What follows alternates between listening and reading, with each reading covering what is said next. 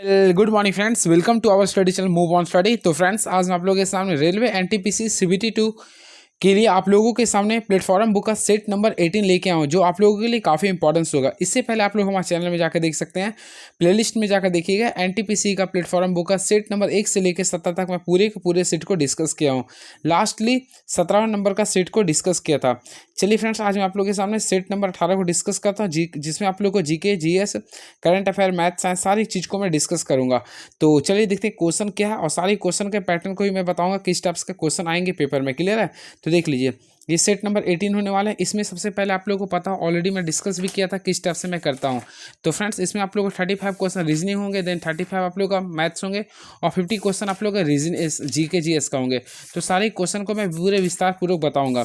तो चलिए, अगर आप लोग हमारे चैनल में नए हैं तो प्लीज़ सबसे पहले मैं चैनल को सब्सक्राइब कर लीजिए, आप लोगों के लिए काफ़ी इंपॉर्टेंस होगा। तो चलिए बिना टाइम वेस्ट के क्लास को स्टार्ट करते हैं। First of all question is now, यदि किसी त्रिभुज की माध्यिकाएं बराबर है तो त्रिभुज क्या होगा? फ्रेंड्स, सबसे पहले इस क्वेश्चन को आप लोगों को बनाना पड़ेगा। मान लीजिए कोई त्रिभुज खींचते, देखिए मान लीजिए कि ABC एक त्रिभुज है, ए है आपका, ये बी है और ये सी है। अब माध्यिका उसे कहते हैं जो किसी त्रिभुज को दो बराबर भागों में बांटती है। तो मान लीजिए ए और डी, देखिए एक परपेंडिकुलर के लिए माध्यिका किसे कहते हैं। अब डी मान लीजिए परपेंडिकुलर खींचे, फ्रेंड्स परपेंडिकुलर जब भी खींचे तो 90 डिग्री बनाता है। अब देखिए ADC अगर आप लोग देखें तो क्या एक समकोण त्रिभुज हो रहा। तो फ्रेंड्स याद रखिए, किसी त्रिभुज की माध्यिकाएं अगर बराबर होती है तो वह त्रिभुज होती है, समकोण त्रिभुज होती है। तो ऑप्शन नंबर डी को क्लिक कर देंगे। आई होप आप लोग को क्लियर हुआ होगा। तो ऑप्शन नंबर डी को क्लिक कर देंगे। नेक्स्ट क्वेश्चन, दो नल एक टंकी को क्रमशः 2 घंटे और 46 घंटे में भर सकते हैं। एक तीसरा नल इसे 46 घंटे में खाली कर सकते हैं। यदि सभी नलों को एक साथ खोल दिया जाए तो खाली टंकी को भरने में कितना समय लगेगा? फर्स्ट ऑफ ऑल देखिए, ए आप लोगों को कितना लिख रहा है, 2 घंटे में लिख रहा। देन सेकेंड आप लोग का 46 घंटे में भर रहा, और लास्ट तीसरा जो भरा हुआ 46 घंटे में खाली करता। तो टोटल एफिशिएंसी अगर निकालेंगे तो टोटल 46 होगा। अब दो यानी कि ए का टोटल पावर देखिए तो 23 होगा, इसका आप लोग का 1 होगा, इसका -1 होगा। ये आप लोग को दोनों कैंसिल हो गए। टोटल ओवरऑल कितना था? 46 था आप लोग का कुल कार्य था। अब यहाँ पे खाली करने में कितना समय? तो टोटल 23 से डिवाइड था, इसका परिणाम 46 दो बार में आता है। तो overall friends option number C होगा इसका आंसर। क्लियर है? चलिए, इस क्वेश्चन को आप लोग काफ़ी इजी से बना सकते हैं। देखिए क्या लिख रहा है, केंद्र O वाले वृत्त की जीवा है, AB केंद्र O वाले वृत्त की जीवा है। दीर्घवृत्त खंड में वृत्त की परिधि पर बिंदु D से निकलने वाले एक रेखाखंड DOC C पर एक निर्मित AB से इस प्रकार मिलता है कि BC बराबर OD है। यदि कोण BCO बराबर 30 डिग्री है तो कोण AOD का मान क्या होगा? फ्रेंड्स, इसमें अगर आप लोग बनाइएगा तो देखिए, सबसे पहले आप लोग को बनाना पड़ेगा, एक सर्कल को ड्रॉ करना पड़ेगा। आई होप आप लोगों को समझ में आएगा। देखिए, इसका सेंटर को मान लें O। क्लियर है? अब देखिए, इसमें लिखा था आप लोग को AB वृत्त की जीवा है। तो चलिए मान लीजिए AB आपका, ये A मान लिए, देन इससे मान लेंगे B। AB वृत्त की जीवा है। अब लिखा दीर्घ वृत्तखंड में वृत्त की परिधि पर बिंदु D से निकलने वाली रेखाखंड DOC। सबसे पहले DOC एक रेखाखंड निकालना, तो आप लोग को सबसे पहले देखिए DOC में मान लीजिए, ये D है, आप लोग O दिया है, ये मान लीजिए C मान लिया। क्लियर है? DOC C पर निर्मित AB में इस प्रकार मिलता है कि BC बराबर OD है। फ्रेंड्स, आप लोग को देखिए BC, ये आप लोग को जो BC है और OD को आपस में बराबर करना है। क्लियर है? देन आप लोग को लिखा BC बराबर OD है। यदि कोण BCO बराबर 30 डिग्री है, सबसे पहले आप लोग क्या कीजिए, यहाँ से आप लोग स्टेप से बना दीजिए। क्लियर है? तो अगर आप लोग बनाते हैं तो देखिए, सबसे पहले आप लोग के सामने एंगल BCO, तो BCO का वैल्यू आप लोग के सामने 30 डिग्री लिख रहा। क्लियर है? तो जब BCO का वैल्यू 30 डिग्री लिख रहा, तो ऑलरेडी आप लोग के सामने जो एंगल BOC भी होगा, देखिए BOC का भी वैल्यू क्या होगा? 30 डिग्री। क्यों होगा? दोनों साइड आपस में इक्वल थे। क्लियर है? अब इसी के रिगार्डिंग आप लोग देखिएगा, तो आप लोग OAB निकालिए, तो OAB का अगर टोटल वैल्यू तो 30 क्या होगा? 60 हो जाएगा, यानी कि टोटल वैल्यू कितना हो गया? 60 हो गया। आई होप यहाँ तक क्लियर हो गया होगा। अब देखिए, OBA निकालिए, फिर OAB, दोनों आप लोगों का 60 होगा। और आप लोग को निकालना क्या था? टोटल एंगल AOB निकालना था, सॉरी AOD निकालना था। तो AOD निकालिए या फिर AOB, दोनों सेम ही होगा। तो इसके लिए क्या करेंगे, टोटल ट्रायंगल का सम होता है 180 होता है, माइनस ये दोनों का सम करें, यानी 30 + 60, तो टोटल होगा 90। अब 180 में से 90 को माइनस करेंगे, कितना आएगा? 90 डिग्री। तो ओवरऑल इसका जो राइट आंसर आएगा 90 degree is the right answer. I hope आप लोगों को क्लियर हुआ होगा। तो फ्रेंड्स, का राइट आंसर होगा 90 डिग्री, जो कि ऑप्शन के अकॉर्डिंग देखिएगा तो ऑप्शन नंबर आप लोगों को सी में क्लिक करना पड़ेगा। तो ऑप्शन नंबर सी को क्लिक कर सकते हैं। आई होप आप लोगों को क्लियर हुआ होगा। चलिए नेक्स्ट क्वेश्चन देखते हैं, नेक्स्ट क्वेश्चन क्या लिखा, देन आप लोग को और भी क्वेश्चन को मैं सपोर्ट करूंगा। तो फ्रेंड्स, नेक्स्ट क्वेश्चन की जो मूव ऑन करते हैं, देखते हैं क्वेश्चंस क्या लिख रहा है आप लोग के सामने। तो इस क्वेश्चन को अगर आप लोग देखिएगा, सॉल्यूशन अगर कीजिएगा फार्मूला के रिगार्डिंग, तो फ्रेंड्स इसको अगर आप लोग तोड़ते हैं तो आप लोग के सामने cot थीटा आंसर आएगा। क्लियर है? वैसे मैं आप लोग को बताना चाहता हूँ, इस टाइप्स के क्वेश्चन अगर आप लोग के पेपर में आता है तो आप लोग एंगल के यहाँ पे कुछ पुट करके देखिएगा। एग्जाम्पल है, मान लीजिए कि मैं जहाँ पे मैं 90 डिग्री मानता हूँ, देखिए थीटा के जहाँ पे 90 डिग्री मानते हैं तो देखिए 1 कर देंगे। कॉसेक 90 थीटा का वैल्यू क्या होता है 1 होता है माइनस कॉट 90 का वैल्यू क्या होता है फ्रेंड, तो आप लोग जानते हैं 0 होता है। अब माइनस साइन 90 का वैल्यू क्या होता है 1 होता है। यहाँ से सॉल्यूशन कीजिए तो क्या आएगा 0। अब इसमें से देखिए आप लोग कौन सा ऐसा वैल्यू जिसका 90 डिग्री का वैल्यू 0 होता है, तो सेक 90 का वैल्यू क्या होता है 0 होता है। लेकिन इसको और भी वैल्यू एक बार पुट करके देखिएगा। मान लीजिए कि आप लोग यहाँ पे सिंपल में एंगल के यहाँ पे थीटा डिग्री के थीटा के यहाँ पे 30 डिग्री पुट करके देखिए, तो 30 डिग्री पुट कीजिएगा तो देखो 1 माइनस कॉसेक 30 का वैल्यू क्या होता है 2 होता है। वही कॉट 30 का वैल्यू क्या होता है, तो अल्टीमेटली आप लोग पढ़े होंगे कॉट 30 का वैल्यू होता है 1/रूट, सॉरी इसमें कॉट 30 का वैल्यू होता है केवल क्या होता है फ्रेंड्स, आप लोगों को पता है बिल्कुल √3 होता है। तो यहाँ √3 देख देंगे माइनस साइन 30 की वैल्यू होता है 1/2, तो इसको सॉल्यूशन किया तो 2/1 आएगा। क्लियर है, इसको सॉल्यूशन करके देख लीजिए, टोटल सॉल्व कीजिएगा तो आप लोगों के सामने आंसर जो आएगा कॉट थीटा आ जाएगा। देख लीजिए इक्वल आ जाएगा। चलिए एंड नेक्स्ट क्वेश्चन, तो चलिए नेक्स्ट क्वेश्चन देखते हैं क्या लिख रहा। दो उम्मीदवारों के बीच एक चुनाव में पी को कुल वैध मतों के 42% मत मिले और क्यू ने 45,360 मतों से जीत हासिल की। 20% लोगों ने मत नहीं डाला। यदि डाले गए 10% मत अवैध पाए गए तो मतदान में केंद्र में पंजीकृत मतों की कुल संख्या क्या होगी। फ्रेंड्स सबसे पहले स्टेप्स का क्वेश्चन आता है, मान लीजिए पंजीकृत मतों की संख्या x है। क्लियर है, तो देखिए यहाँ पे आगे x मान लेंगे, x का क्या लिखें कुल वैध मत। देखिए 20% लोगों ने मत नहीं डाला तो ओवरऑल कितने परसेंट दिए थे, तो 80%। तो लोग 80% निकालेंगे इसका। क्लियर है, देन आप लोगों को फिर क्या लिखेंगे, यदि डाले गए 90% मत अवैध थे, तो जब 90% अवैध थे तो हम इसका 90% निकाल देंगे। होपफुली यहाँ तक समझ में आ रहा होगा। अब लिख रहा है क्या, देखिए 42% वैध मिले, यानी पी को कुल वैध मतों का 42% मिले। यानी कि हम लोग क्या करें 58 में से 42 को माइनस कर देंगे तो ओवरऑल क्या बचेगा आप लोगों के सामने, तो 58 में से 42 को माइनस कर दीजिएगा, तो 58 में से 42 को माइनस करें तो 16% बचेगा। क्लियर है, अब ओवरऑल इसका जो वैल्यू बचेगा 45360 बचेगा। अब यहाँ से आप लोग को सॉल्व करना है, तो चलिए इस चीज़ के अकॉर्डिंग मैं आप लोग को जो बता रहा हूँ ध्यान से थोड़ा सा देखिएगा। एक मिनट, हाँ तो इस स्टेप से आप लोगों को मैं करती हूँ। अब देखिए टोटल ओवरऑल अगर सॉल्व करते हैं तो एक्स का वैल्यू अगर निकालिएगा तो देखिए एक्स का वैल्यू निकालते हैं तो 393750 आंसर आएगा। तो ये आप लोगों का आंसर होगा, जो कि ऑप्शन के रिगार्डिंग देखिएगा तो ऑप्शन नंबर डी को क्लिक कर सकते हैं। चलिए नेक्स्ट क्वेश्चन देखते हैं क्या लिख रहा। संख्याएं 253, 245, 325, 120 और 115 प्लस 2 के का औसत 212 है। तो संख्याएं 353, 354, 225, 220 और 110 प्लस 3 के का औसत क्या होगा। फ्रेंड्स स्टेप्स का क्वेश्चन आ गया था तो आप लोग इसको सॉल्व कीजिएगा। तो सिंपल में देखिए इसमें हम लोग क्या करेंगे 253, 245, 325, 120 और 115 को सम करेंगे। तो होपफुली फ्रेंड्स अगर आप लोग इसको सम कीजिए तो आप लोगों के सामने 1058 आएगा। क्लियर है, अब इसमें आप लोग देखिएगा 2 के कर देंगे। ओवरऑल टोटल वैल्यू कितना 1 2 3 4 5 वैल्यू है, तो 5 को हम लोग क्या करेंगे 212 से गुना करेंगे। तो 5 को 212 गुना कीजिए तो 1060 आ जाएगा। क्लियर है, यहाँ से अगर आप लोग निकालेगा 2 के का वैल्यू निकालेगा तो 1060 में से 1058 घटाएगा तो 2 आएगा। तो ओवरऑल अगर के का वैल्यू देखिएगा तो आप लोगों के सामने 1 आ गया। तो फ्रेंड्स याद है कि के का वैल्यू 1 आ गया। क्लियर है, आप लोग को नया अनुपात निकालना था, नया औसत निकालना। तो देखिए के को हम लोग 1 पुट कर दिए तो 3 आ गया। अब सारे को जोड़ दिए, यानी 353, 354, 225, 220 और 110 प्लस 3 113 को ऐड कर दीजिएगा। तो सारी को सम कीजिए तो 1265 आएगा। टोटल ओवरऑल कितना था 5 था। इसको डिवाइड करेंगे तो आप लोगों के सामने 253 आएगा। क्या आएगा 253। तो ओवरऑल इसका जो राइट आंसर आएगा 253 होगा, जो कि ऑप्शन के अकॉर्डिंग चलना चाहते हैं तो ऑप्शन नंबर ए को क्लिक कर सकते हैं। तो राइट आंसर होगा ऑप्शन नंबर ए को क्लिक कर सकते हैं। आई होप आप लोगों को क्लियर होगा। चलिए अब नेक्स्ट क्वेश्चन की ओर मूव ऑन करना चाहते हैं, देखते हैं क्वेश्चन क्या लिख रहा। तो फ्रेंड नेक्स्ट क्वेश्चन आप लोगों के सामने लिख रहा है 250 रुपये प्रति केजी मूल्य वाली कितनी केजी चाय को 400 प्रति केजी मूल्य वाली 25 केजी चाय के साथ मिलाया जाना चाहिए ताकि मिश्रण को 330 रुपये प्रति केजी पर बेचने पर 10% का लाभ हो। सबसे पहले अगर आप लोग को स्टेप्स का क्वेश्चन आता है, देखिए यहाँ पे क्या लिखा 10% का लाभ हो, तो हम क्या करेंगे जो 10% का लाभ है बेचने के लिए बोला ना, तो 10% को तोड़ेंगे तो ये आप लोग का 10 से 11 जाएगा। क्लियर है, अब देखिए यहाँ पे विक्रय मूल्य आप लोग का 330 दे रहा था। ओवरऑल आप लोग ये देखिए कितना से गुना कर रहे हैं 30 से गुना कर रहे हैं। तो हम लोग क्या करें 10 को भी 30 से मल्टीप्लाई करेंगे तो यहाँ पे 300 आ गया। तो ये 300 आप लोग का क्या आ गया सीपी आ गया।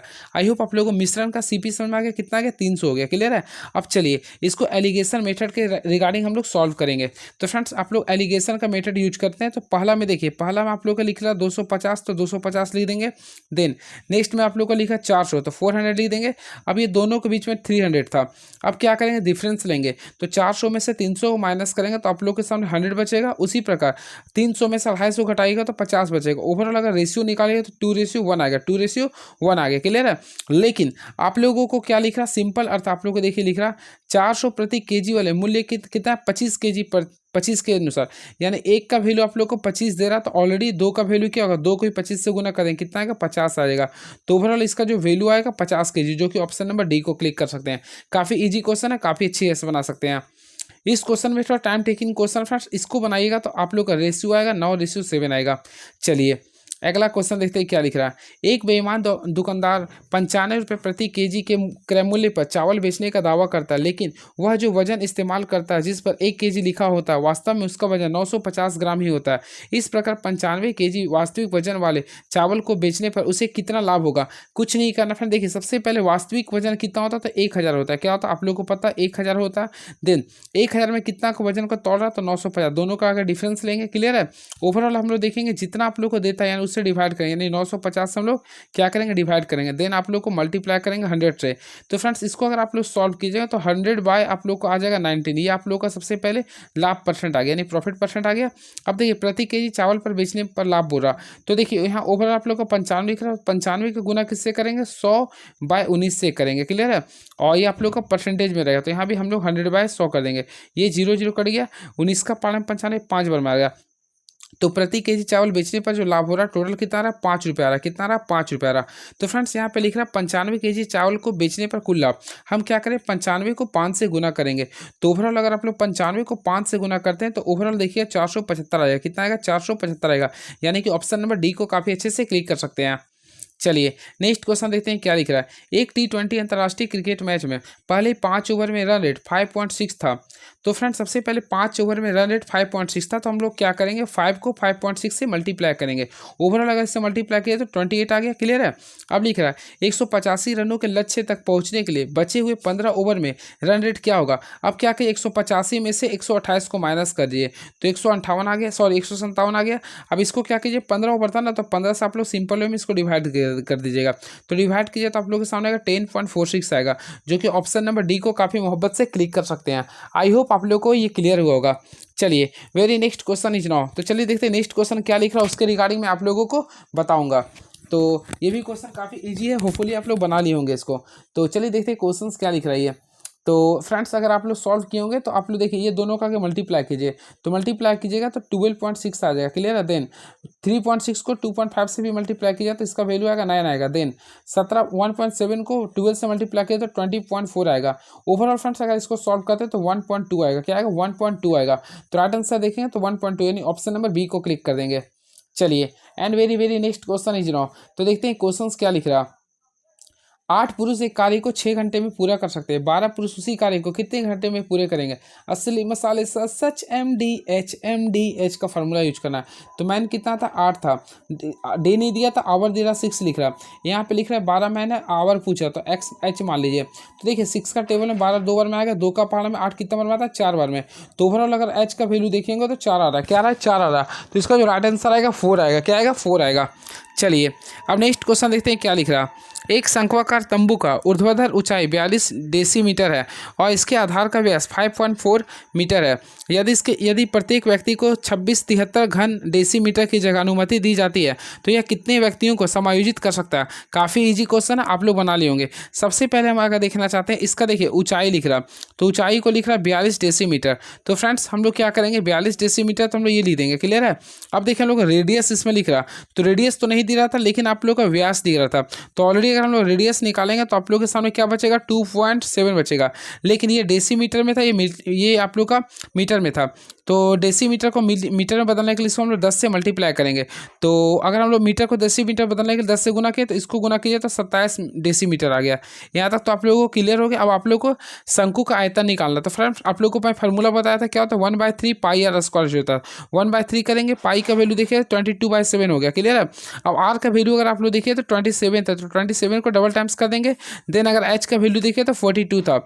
ओवरऑल अगर आप लोग इसको सॉल्व कीजिए तो आप लोग के सामने टोटल आएगा 32,076 आएगा। 32,076 डेसीमीटर क्यूब आएगा। क्लियर है। लेकिन अगर आप लोग देखिए तो कुल व्यक्तियों की संख्या बोल रहा, तो कुल व्यक्तियों की संख्या अगर आप लोग देखिएगा तो कितना लिखा, 2673 लिखा। तो 2673 से हम लोग इसको डिवाइड करेंगे तो ओवरऑल टोटल सॉल्व कीजिए तो 12 आ जाएगा। तो राइट आंसर करेंगे तो ऑप्शन नंबर डी को क्लिक कर देंगे। चलिए and very next question is now. तो देखते हैं नेक्स्ट क्वेश्चन क्या लिख रहा है, उसके रिगार्डिंग मैं आप लोगों को बताऊंगा। क्वेश्चन लिख रहा है, रामू को कुछ दूरी तक पैदल चलने तथा आरंभिक स्थान पर तक सवारी से वापस आने में 1 घंटा 20 मिनट का समय लगता है। देखिए यहाँ पे क्या लिख रहा है, 1 घंटा 20 मिनट का समय लगता है। उसे दोनों तरफ पैदल जाने में 2 घंटे 30 मिनट का समय लगता है। दोनों तरफ पैदल की बात करते हैं 2 घंटे 30 मिनट लगता है। तो दोनों तरफ सवारी से आने में उसके द्वारा लिया गया समय क्या होगा। कुछ भी नहीं करना फ्रेंड, सिंपल क्वेश्चन है। देखिए सबसे पहले दोनों तरफ पैदल जाने में लगा समय कितना लिख रहा है, 2 घंटा 30 मिनट लिख रहा है। क्लियर है। और एक तरफ पैदल जाने में समय कितना लिख रहा था, 1 घंटा 20 मिनट लिख रहा था। हम फ्रेंड सबसे पहले क्या करते हैं, दोनों का डिफरेंस ले लेंगे। यानी एक तरफ सवारी से वापस आने में लगा समय अगर निकालिएगा तो एक तरफ सवारी 1 घंटा 15 नहीं है, तो एक तरफ सवारी से देखिए एक तरफ पैदल जाने में लगा समय, तो अगर इसको दोनों को माइनस कीजिएगा तो ओवरऑल क्या करेंगे, दोनों का डिफरेंस लेंगे। तो 1 घंटा 30 मिनट में से हम लोग क्या करेंगे, देखिए इसका हाफ कर दीजिए ना, ये दोनों तरफ का था, ये दोनों तरफ का पैदल का था, तो इसको 2 से अगर डिवाइड कीजिएगा तो क्या आएगा, 1 घंटा 15 मिनट आ जाएगा। 1 घंटा 15 मिनट आएगा। क्लियर है। अब क्या करेंगे, केवल एक तरफ सवारी से वापस आने में लगा समय, तो क्या करें, 1 घंटा 20 मिनट में से 1 घंटा 15 मिनट को घटाएंगे तो ओवरऑल आप लोग के समय क्या बचेगा, 5 मिनट का समय बचेगा। क्या बचेगा, 5 मिनट। लेकिन आप लोग यहाँ पे क्वेश्चन पूछ रहा दोनों तरफ सवारी से चलने में लगा समय, तो दोनों तरफ 2 गुना करें और सवारी से कितना लगा था, 5 मिनट, तो 2 को 5 से गुना करेंगे कितना आएगा, 10 मिनट। तो ओवरऑल राइट आंसर आएगा 10 मिनट्स आएगा, जो कि ऑप्शन नंबर डी को क्लिक कर सकते हैं। तो फ्रेंड्स ऑप्शन नंबर डी को क्लिक कर दीजिएगा। चलिए नेक्स्ट क्वेश्चन 9। देखिए ये आप लोग इसका एलसीएम निकालना, होपफुली मैं आप लोग को बताता जब भी आप लोग को फ्रैक्शन में क्वेश्चंस आता है तो न्यूमरेटर को आप लोग हमेशा एलसीएम निकालिए, देन आप लोग का डिनोमिनेटर को आप लोग को क्या निकालना होता है, एचसीएफ निकालना होता है। तो इसके रिगार्डिंग देखिए 9, 12, 18, 21 का अगर एलसीएम निकालते हैं तो आप लोगों के सामने 252 बचेगा। वही 10, 25, 35 और 40 का एचसीएफ निकाले तो 5 आएगा, तो 252/5, जो कि ऑप्शन नंबर डी को क्लिक कर सकते हैं। चलिए ये क्वेश्चन काफ़ी सुंदर क्वेश्चन है, होपफुली आप लोग बनाए होंगे। रैकरिंग का क्वेश्चन जब भी आता है आप लोगों को क्या करना, 6-3 दिया था 6-3 कर देंगे, और डबल संख्या पे रैकरिंग था तो 99 लिख देंगे। अब आप लोग सॉल्व कीजिए ना, तो चलिए देखते हैं कौन सा टेबल में 63 आता है। तो 9 का टेबल में ये आता है 7 टाइम्स में, और 9 का टेबल में ये 99 आता है 11 बार में, तो 7/11 आएगा आंसर। तो ऑप्शन के अकॉर्डिंग है बिल्कुल, तो ऑप्शन नंबर डी को क्लिक कर देंगे। चलिए सही कथन का चयन करना है। देखिए हानि परसेंट का वैल्यू क्या होता है, तो हानि परसेंट का फार्मूला ये तो आप लोगों को गलत दिया। ऑप्शन के रिगार्डिंग देखिए तो बी आप लोगों को सही है। लाभ परसेंट का फार्मूला था CP - SV/CP × 100 होता है, तो ऑप्शन नंबर बी को क्लिक कर देंगे। चलिए नेक्स्ट क्वेश्चन देखते हैं क्या लिख रहा है ये क्वेश्चन काफ़ी अच्छा है। चलिए बताते हैं, आप प्रोसेस काफ़ी सुंदर से मैं बताऊंगा। देखिए क्या लिख रहा है, A, B और C एक कार्य को क्रमशः 10 दिन, 20 दिन और 40 दिन में पूरा कर सकते हैं। पहले दिन A को B की सहायता प्राप्त होती है, पहले दिन A को B से सहायता प्राप्त होती है और दूसरे दिन C A की सहायता करता है। यह 2 दिवसीय चक्र A और B से शुरू होकर पूरा करने में कितना समय लगेगा। फ्रेंड्स कुछ नहीं करना है, देखिए आप लोगों को इस कंडीशन का क्वेश्चन मैं बताना चाहता हूँ। सबसे पहले आप लोग क्या करिए, देखिए ए है तो ए का आप लोग का 10 लिख रहा, देन बी की बात करना चाहता है तो बी का आप लोग का 20 लिख रहा, वही बात करना चाहता है सी का, तो देखिए 40 लिख रहा। क्लियर है। ओवरऑल अगर देखिए तो टोटल वर्क 40 हो गया, ए की क्षमता 4 हो गया, बी का आप लोग देखिए 2 हो जाएगा, सी की 1 हो गया। क्लियर है। सबसे पहले क्वेश्चन के रिगार्डिंग देखिए लिख रहा क्या, ए को बी से सहायता प्राप्त होता है, तो देखिए ए को बी से सहायता प्राप्त होता है तो दोनों मिलकर कितना कार्य कर रहा है, 6 कर रहा। फिर क्या लिखा, अगला दिन ए को सी से प्राप्त होता है, तो देखिए 4 और 1 5, यानी कि सिंपल अर्थ है 2 दिन में जो काम हो रहा है 11। देखिए 2 दिन में कार्य कितना हो रहा है, 11। ओवरऑल आप लोग को 40 कार्य लाना है, तो अगर हम लोग इसे ओवरऑल कितना लाना, 40 लाना ना, तो हम लोग कितना से मल्टीप्लाई करेंगे। देखिए सबसे पहले क्या कीजिए, आप लोग को दिमाग लगाना पड़ेगा। अगर 2 दिन में 11 कार्य हो गया, 2 दिन में कार्य कितना, अगर दोनों मिलकर कार्य करता है ना तो 2 दिन में 11 काम हो गया। टोटल ओवरऑल 40 कार्य लाना, तो हम सबसे पहले क्या करते हैं, इसको अगर 3 से गुना करते हैं तो देखिए 33 कार्य हो गया आप लोग का 3 यानी कि 6 दिन में, तो 3 यानी 33 कार्य कितना दिन में होगा, 6 दिन में हो गया। क्लियर है। हम लोग को टोटल कितना लाना, 40 कार्य, तो 6 दिन में 33 कार्य हो गया। अब 7वां दिन अगर कार्य करेगा तो ए अभी दोनों मिलकर करेगा, तो ए अभी दोनों को मिलाकर कितना था, 6 था। तो देखिए 7 दिन में कार्य हो गया, 33 में 33 और 6 कितना होता है, 39 कार्य हो गया। अब देखिए 8वां दिन अगर कार्य करने आता तो ए और सी आएगा, तो 4 और 1 5 आ गया, तो यहाँ से देखिए टोटल 43 कार्य आएगा। तो यहाँ पे टोटल लिख रहा ना कितने दिनों में, पूर्ण संख्या के रूप में, तो लगभग 8 दिनों में हो जाएगा। तो ऑप्शन के अकॉर्डिंग देखेंगे तो 8 दिन है, बिल्कुल 8 नहीं रहता तो 7 को क्लिक करते हैं। तो इस टाइप से आप लोगों को बनाना था क्वेश्चन। आई होप आप लोगों को क्लियर हुआ होगा। चलिए नेक्स्ट क्वेश्चन लिख रहा, यदि साइन थीटा बराबर 2xy बटा X square plus Y square तो tan थीटा क्या होगा। फ्रेंड्स अगर आप लोग इंटरमीडिएट काफ़ी अच्छे से पढ़े होंगे तो आप लोग पढ़े होंगे साइन थीटा का फॉर्मूला था 2xy बटा X square plus Y square, वही tan थीटा का जो वैल्यू होता है सेम होता है 2xy बटा X square minus Y square होता है। तो ऑप्शन के अकॉर्डिंग ऑप्शन नंबर ए को क्लिक करें फॉर्मूला के रिगार्डिंग। और वैसे अगर नहीं भी समझ में आता ना तो आप लोग निकाल सकते हैं। देखिए मैं इस टाइप से बनाना चाहता हूँ, देखिए एक्स के पे मैं हमेशा क्या करता हूँ 2 पुट कर दूंगा, वाई के पे 1 पुट कर दीजिए। अब देखिए तो 2 हो गया, एक्स के पे 2 पुट किया, वाई के पे 1 किए, फिर देखिए एक्स स्क्वायर तो 2 का स्क्वायर 4 और 1 5 आ गया। तो ओवरऑल इसका वैल्यू देखें तो 4 बटा क्या आ गया 5 आ गया। ये साइन थीटा का वैल्यू आ गया। तो साइन थीटा का अगर निकलाएंगे ट्रिपलेट के अकॉर्डिंग तो ये परपेंडिकुलर 4 हो गया, हाइपोटेनस 5 हो गया, तो बेस कितना आएगा 3 आएगा। हम लोग tan थीटा का वैल्यू जानते हैं क्या होता है, देखिए परपेंडिकुलर बाय बेस होगा, नहीं 4 बटा 3 आना चाहिए। तो देखिए 2 है 2, एक्स का वैल्यू 2 पुट किए तो वाई के जगह पे 1 पुट किए तो 2 दूनी 4 हो गए। अब देखिए 4 में से 1 का स्क्वायर घटाएं 3 आ गया, तो 4 बटा 3 आ गया ना। तो ऑप्शन नंबर ए को क्लिक कर सकते हैं। इस टाइप से आप लोगों को बनाना था। चलिए नेक्स्ट क्वेश्चन, ये तालिका को मैं स्किप करता हूँ, आप लोग देख लीजिए खुद से। 21 नंबर क्वेश्चन को देखते हैं क्या लिख रही है। 2 वृत्त एक दूसरे को बिंदु ओ पर स्पर्श करते हैं। ए बी दोनों वृत्तों की एक सरल उभयनिष्ठ रेखा है जो बिंदु ए और बी पर स्पर्श करती है। यदि वृत्तों की त्रिज्या 9 सेंटीमीटर और 4 सेंटीमीटर है तो ए बी ज्ञात करें। फ्रेंड्स अगर आप लोगों को क्वेश्चन जब भी आपस में आता है उभयनिष्ठ स्पर्श रेखा की ना, देखिए आप लोगों को सबसे पहले एक मान लीजिए एक है ये है और एक मान लीजिए स्पर्श ये टच कर रहा है, क्लियर है। अब दोनों को पॉइंट्स जो है ए बी टच कर रहा है, होपफुली आप लोग बनाए भी होंगे इस टाइप से का क्वेश्चन को, ए बी टच कर रहा। अब एक पॉइंट ए है और आप पॉइंट ये है, तो दोनों के रिगार्डिंग हम लोग सॉल्व करेंगे। तो यहाँ से अगर आप लोगों को सिंपल अर्थ में बताना चाहता हूँ, जब भी आप आपस में स्पर्श करता है त्रिज्या दिया रहेगा तो इसका फार्मूला होता है क्या कीजिएगा, देखिए दोनों का त्रिज्या ये 9 है और ये क्या है 4 है, तो 9 को 4 से कितना आ गया 36 आ गया, और इसको बाहर में 2 से गुना कर देंगे, ये फार्मूला था 2 कर देंगे 9 चक 36, 36 किसका वर्गमूल होता है 6 का, तो 6 को 2 से गुना करेंगे कितना आ गया 12 सेंटीमीटर। तो ओवरऑल देखेंगे तो ऑप्शन नंबर बी को क्लिक करेंगे, यानी 12 centimetre is the right answer. चलिए नेक्स्ट क्वेश्चन, ये क्वेश्चन भी देखते हैं क्या लिख रही है। तो क्या लिखा, 2 गोलों के व्यासों का अनुपात 1:4 दिया गया है। बड़े गोलों को पिघलाया जाता है और पिघले हुए पदार्थ से 125 समरूप गोले बनाए जाते हैं। छोटे गोले को पिघलाया जाता है और पिघले हुए पदार्थों से 27 समरूप गोले बनाए जाते हैं। यदि 125 समरूप गोलों में से प्रत्येक का आयतन 27 समरूप गोलों में से प्रत्येक का आयतन का अनुपात 1:m दिया गया तो m का मान निकालना। थोड़ा फ्रेंड इस क्वेश्चन के लिए मैं लास्ट में बता दूंगा क्योंकि इसका थोड़ा सा ट्रिकी क्वेश्चन, इसके लास्ट में बता दूंगा, थोड़ा वेट कीजिएगा। वैसे इसका राइट आंसर आएगा ऑप्शन नंबर डी आएगा। चलिए ये क्वेश्चन तो आप लोग बना लीजिएगा। देखिए क्या लिख रहा, एक्स की वर्तमान आयु का 2 गुना वायु की वर्तमान आयु के 6 गुने से 7 वर्ष कम है। तो देखिए वाई के 6 गुना, तो देखिए वाई के 6 गुना से देखिए इसका 2 गुना से कितना कम है 7 गुना कम है, यहाँ तक लिख दिए। अब लिख रहा यदि वर्तमान में पी की आयु एक्स के 2 गुना, तो पी की आयु एक्स के 2 गुना है और वायु एक्स से 8 वर्ष छोटा है, यदि पी क्यू से 50 वर्ष बड़ा है तो वाई का वर्तमान ज्ञात करें मान। फ्रेंड्स यहाँ से अगर आप लोग निकालेंगे ना तो देखिए पी की आयु अगर निकालिए, देखिए पी की आयु अगर निकालिए तो 2x आ रहा, क्लियर है। इस समीकरण 2 मान लेंगे और इक्वेशन 1 था। अब यहाँ पे क्या लिखें, क्यू माइनस वाई लिखेंगे, तो क्यू माइनस वाई का वैल्यू 8 लिख रहा, तो ओवरऑल क्यू का वैल्यू अगर निकालेंगे तो 8 प्लस क्या लिखेंगे वाई लिखेंगे, 8 प्लस वाई लिखेंगे, क्लियर है। तो इसके रिगार्डिंग सॉल्व कीजिए तो वाई का वैल्यू देखिएगा तो 13 आ जाएगा, क्या आएगा 13 आ जाएगा। चलिए ये क्वेश्चन दमदार क्वेश्चन में भी पॉसिबिलिटी ऐसा क्वेश्चन पूछ सकता है। एक आदमी स्थिर जल में 18 किलोमीटर प्रति घंटा की चाल से नाव चला सकता है। उसे नदी में धारा के अनुकूल नाव चलाने में लगने वाले समय से 2 गुना समय लगता है।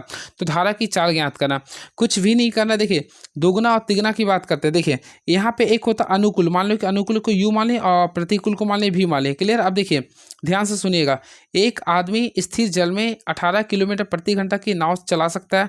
उसे नदी में धारा के प्रतिकूल नाव चलाने में धारा के अनुकूल नाव चलाने में लगने वाले समय से 2 गुना। तो देखिए इसका 1 था तो इसका क्या लगेगा 2 लगेगा। और जब भी इस कंडीशन में अगर आता है ना तो हम क्या करते हैं एक्स निकालते हैं, तो दोनों को सबसे पहले क्या करते हैं जोड़ देंगे, एक में जोड़ देंगे तो 3 आ गया और दोनों को फिर डिफरेंस लेंगे 1 आ गया। अब देखिए यहाँ पे थोड़ा सा ध्यान दीजिएगा फ्रेंड्स, ध्यान ये आप लोगों को देना है। देखिए यहाँ पे जो मैं बता रहा हूँ, देखिए ये आप लोग का एक्स का वैल्यू था, क्लियर है, ये वाई का था। अब देखिए ये आप लोग का जो इसका जो वैल्यू लिखा है 18 लिखा है, यानी 3 को कितना से गुना करेंगे 18 आएगा तो 6 से। तो उसी प्रकार 1 को भी क्या करेंगे 6 से गुना कर देते, कितना आएगा 6 किलोमीटर पर आवर आएगा। तो आंसर देखेंगे तो 6 किलोमीटर पर आवर आएगा। तो इसका राइट आंसर आएगा धारा की चाल जो आएगा 6 किलोमीटर पर आवर, जो कि ऑप्शन के अकॉर्डिंग सी को क्लिक कर सकते हैं। चलिए एक पंसारी को क्रमशः 60 रुपये और 75 रुपये प्रति केजी मूल्य वाले 2 प्रकार की दालों को किस अनुपात में मिलाया जाना चाहिए ताकि 65 प्रति किलोग्राम मूल्य का मिश्रण प्राप्त हो सके। सबसे पहले यहाँ पे आप लोग का 60 लिख रहा, देन आप लोग का यहाँ पे 75 लिख रहा। ओवरऑल दोनों का एलिगेशन में 65 लिख रहा। हम क्या करेंगे, दोनों का डिफरेंस लेंगे। 75 में से 65 को घटाएंगे 10 बचेगा, वही 65 में से 60 को घटाएंगे 5 बचेगा। ओवरऑल रेशियो निकालेंगे तो 2:1 बचेगा। तो राइट आंसर आएगा 2:1, जो कि ऑप्शन नंबर डी को क्लिक कर देंगे। चलिए नेक्स्ट क्वेश्चन। एक रोलर की त्रिज्या 49 सेंटीमीटर है, इसकी लंबाई 200 सेंटीमीटर। एक खेल के मैदान को समतल करने के लिए एक बार चलने के लिए 700 पूर्ण चक्कर लगाने पड़ते हैं। तो खेल के मैदान का क्षेत्रफल ज्ञात करना है। कुछ नहीं करना है, खेल के मैदान का क्षेत्रफल ज्ञात करना है। तो आप लोगों को क्या करना है, हाँ, तो खेल के मैदान का क्षेत्रफल निकालना ना। तो यहाँ पे फ्रेंड्स आप लोगों को क्या करना, रोलर है तो रोलर का जो शेप होता है आप लोग देखे होंगे बेलन की तरह होता है। तो क्या होता है 2πRH होता है। तो 2 है, 2 का देंगे, पाई का वैल्यू 22/7 होता है, आर का वैल्यू देखेंगे तो 49 है। क्लियर है। एच का वैल्यू लिखा 200 सेंटीमीटर, तो 200 सेंटीमीटर कर दें। अब इसको 700 पूर्ण चक्कर था तो 700 से भी मल्टीप्लाई करेंगे। तो ओवरऑल आप लोग गुना किया तो 4312 गुना 10⁴ आ जाएगा आंसर। क्लियर है। तो आप लोग इस स्टेप से सॉल्व कर सकते हैं। तो ऑप्शन के रिगार्डिंग देखेंगे तो ऑप्शन नंबर डी को क्लिक कर देंगे। चलिए नेक्स्ट क्वेश्चन। ये क्वेश्चन बोल रहा कौन सा संख्या 11, देखिए न्यूनतम बोल रहा 1 2 3 4 5 6, यहाँ पे कौन सा वैल्यू पुट कीजिएगा कि 11 से विभाज्य हो। तो देखिए 11 से डिविजिबिलिटी का रूल आप लोगों के सामने में बताया था। ऑड इवन का कंडीशन लेते हैं। तो देखिए इसमें पहला नंबर क्या रहा 1, फिर क्या रहा 3 आ रहा, देन आप लोग का 5 आ रहा, फिर आप लोग का 7 आ रहा। अब इसी में आप लोग को बस इतना तक छोड़ देना। अब यहाँ से बराबर करें, यहाँ पे 2 आ रहा, फिर क्या आ रहा 4 आ रहा, फिर आप लोग का 6 लिख रहा, या वाई का वैल्यू लिख रहा। ऐसा कौन सा संख्या यहाँ पे लिखे कि ताकि दोनों का डिफरेंस 0 आ जाए। तो 7 5 12, 12 3 15, 15 1 16 आ गया। अब यहाँ पे देखिए 16 6 4 10, 10 2 12। तो 12 में क्या जोड़ेंगे कि आप लोगों का यहाँ पे 12 ना, देखिए अब यहाँ पे क्या लिखा था 7 5 12 3 15, 15 1 16। तो फ्रेंड्स वाई के यहाँ पे लोग क्या पुट करेंगे 4, क्योंकि दोनों को 4 अगर पुट करेंगे तो 16 16 आ जाएगा, इसलिए वाई के यहाँ पे 4 पुट करेंगे। तो ऑप्शन है बिल्कुल, तो ऑप्शन नंबर बी को क्लिक कर देंगे। चलिए सुंदर क्वेश्चन था, अच्छा क्वेश्चन था। ये क्वेश्चन को अगर आप लोग बनाते हैं तो इसका अगर बनाइए तो ऑप्शन नंबर ए आ जाए। काफ़ी अच्छा क्वेश्चन, देख लीजिएगा बनाकर। चलिए नेक्स्ट क्वेश्चन देखते हैं आप लोगों के सामने। नेक्स्ट क्वेश्चन क्या लिख रहा है ये, तो 27 हो चुका, 28 हो चुका, 29 देखते हैं क्या लिख रहा। वह सबसे छोटी प्राकृत संख्या n ज्ञात करे जहाँ 288 गुना n का गुणनफल पूर्ण घन हो। फ्रेंड्स सबसे पहले आप लोगों को क्या करना है, 288 लिख रहा ना, तो हम क्या करेंगे 288 का हम लोग यहाँ पे प्राइम फैक्टराइज करेंगे। तो 2 का टेबल में देखें तो 144 टाइम्स आ रहा, देन फिर 2 का टेबल में देखें तो 72 टाइम्स आ रहा, देन फिर 2 का टेबल में 33 टाइम्स आ रहा, देन फिर 2 का टेबल में देखें तो 18 टाइम्स आ रहा। क्लियर है। देन फिर 2 का टेबल में देखें 9 टाइम्स आएगा, फिर 3 का टेबल में देखें 3 टाइम्स आएगा। तो ओवरऑल अगर 2 के पावर अगर आप लोग देखिएगा तो सिंपल में अगर आप लोग 2 का पावर देखिए तो टोटल कितना रहा 3 2 5 2 सॉरी 1 2 3 4 5 आ रहा। तो 3 पर पावर 2 पर पावर 5 आ रहा, और वही 3 के पावर कितना आ रहा 2 आ रहा। क्लियर है। 1 2 3 4 5 5 और 2 का कंडीशन आ रहा है। क्लियर है। तो फ्रेंड्स आप लोगों को यहाँ पे जो क्वेश्चन लिख रहा, क्या लिख रहा है यहाँ पे, तो लिख रहा है n का गुणनफल पूर्ण घन हो जाए। तो इसको मल्टीप्लाई किससे गुना कीजिएगा, तो आप लोग इससे क्या किससे मल्टीप्लाई कीजिए कि पूर्ण घन हो जाए। तो देखिए उतना नहीं करना, देखिए 288 है ना, तो सिंपल है, अगर इसको 6 से गुना कीजिए तो देखिए पूर्ण घन हो जाएगा। तो ऑप्शन नंबर डी को क्लिक कर देंगे। चलिए दो संख्याएं इस प्रकार है कि पहली संख्या के 1/3 भाग दूसरी संख्या के 1/2 भाग का योगफल 8 है, और पहली संख्या के 1/5 भाग दूसरी संख्या के 1/6 भाग का योगफल 4 है। तो दोनों संख्याओं में से बड़ी संख्या ज्ञात करना। फ्रेंड्स ये सब क्वेश्चन आप लोग खुद से बना सकते हैं, ईजी क्वेश्चन है ये भी 31st क्वेश्चन को काफ़ी ईजी से बना सकते हैं। वैसे इसको बनाएगा तो 4/5 आंसर आएगा। चलिए ये क्वेश्चन काफ़ी अच्छा क्वेश्चन, चलिए इसको बता देते हैं। देखिए 1.5 मीटर लंबा एक प्रेक्षक 16 मीटर ऊंची एक मीनार को 24.5 मीटर की दूरी से देख रहा है। प्रेक्षक की आंख से मीनार के शिखर का उन्नयन कोण ज्ञात करना। फर्स्ट ऑफ ऑल क्या करेंगे, देखिएगा आप लोग को मैं बताना चाहता, देखिए सबसे पहले स्टेप से बनाएंगे। क्लियर है। अब देखिए यहाँ पे ये आप लोग का बेस हो जाएगा। अब यहाँ से अगर आप लोग देखिए तो 1.5 मीटर था, तो ऑलरेडी फिर 1.5 मीटर का कोई बच्चा को खड़ा कर देंगे, तो ओवरऑल ये 1.5 मीटर हो गया। क्लियर है। अब देखेंगे यहाँ से आप लोग को यहाँ पे ये देख रहा है। क्लियर है। तो यहाँ पे हम लोग देखेंगे टोटल ओवरऑल इसका जो मीनार की जो लंबाई दे रहा है 26 मीटर दे रहा, और 1.5 इसका ऊंचाई था। तो ओवरऑल अगर यहाँ से लेके इसका अगर वैल्यू निकालेंगे तो 24.5 आएगा। क्या आएगा 24.5 आएगा। अब यहाँ पे देखिएगा उन्नयन कोण बता रहा, तो 25.4 है, ये भी वैल्यू दे रहा 25.5। तो दोनों जब सेम है तो कितना 45 डिग्री हो जाएगा। तो सिंपल क्वेश्चन था, आप लोग ऑप्शन नंबर डी को काफ़ी ईजी से सॉल्व कर सकते हैं। चलिए अगला क्वेश्चन देखते हैं क्या लिख रहा है ये। तो फ्रेंड नेक्स्ट क्वेश्चन आप लोगों के सामने ये रहा। ये तो काफ़ी इजी क्वेश्चन है ये। सबसे पहले 9 है, 9 लिख दें। 144 किसका होता है, 12 का लिख देंगे। देन आप लोग को 4 लिखेंगे। देन 3 484 किसका होता है, 22 का होता है। गुना 729 किसका होता है, तो 27 का होता है। सॉल्व कर लीजिए ना। तो 4 का पारा में 12 3 बार में आता है। और भी आ रहा है क्या, देखते हैं। 3 तिया 9, 9 तिया 27 कट गया। ये 3 का पारा में 9 3 बार में आता है। 22 तिया 66 हो गया। तो ओवरऑल आंसर देखेंगे तो ऑप्शन नंबर सी को क्लिक कर देंगे। चलिए नेक्स्ट क्वेश्चन। तो 34 क्वेश्चन देखते हैं क्या लिख रहा है ये। तो क्वेश्चन 34 लिख रहा है ए माइनस बी बराबर 4। तो ए स्क्वायर प्लस बी स्क्वायर का वैल्यू 10 है। तो ए क्यू माइनस बी क्यू का वैल्यू ज्ञात करना। इस टाइप से आप लोगों को क्वेश्चन आता है। सबसे पहले क्या कीजिए, देखिए मेरे अकॉर्डिंग अगर आप लोग बनाते हैं तो अगर हीट एंड ट्रायल मेथड का सॉल्व होता है तो काफ़ी अच्छी बात है, लेकिन heat and trial method solve नहीं होता तो आप लोग को प्रोसेस को यूज करना पड़ेगा। सबसे पहले क्या कीजिए, देखिए ए माइनस बी है ना, तो हम लोग को पता है, देखिए दोनों साइड स्क्वायर किए तो ए माइनस बी का स्क्वायर का होल स्क्वायर कर देंगे। और यहाँ पे 4 का स्क्वायर क्या होगा, 16। तो यहाँ से सॉल्व करेंगे क्या होगा, देखिए A square plus B square minus 2ab होता है। माइनस 2ab इक्वल टू क्या लिखेंगे, 16 लिख देंगे। अब देखिए A square plus B square का वैल्यू 10 लिख रहा था, तो हम लोग 10 कर देंगे माइनस 2ab इक्वल टू क्या लिखेंगे, 16। अब देखेंगे माइनस 2ab का वैल्यू लिखेंगे तो 16 में से 10 को माइनस करेंगे तो ओवरऑल 6 बचेगा। तो फ्रेंड्स अगर ab का वैल्यू निकालेगा तो -3 आएगा। क्या आएगा, -3 आएगा।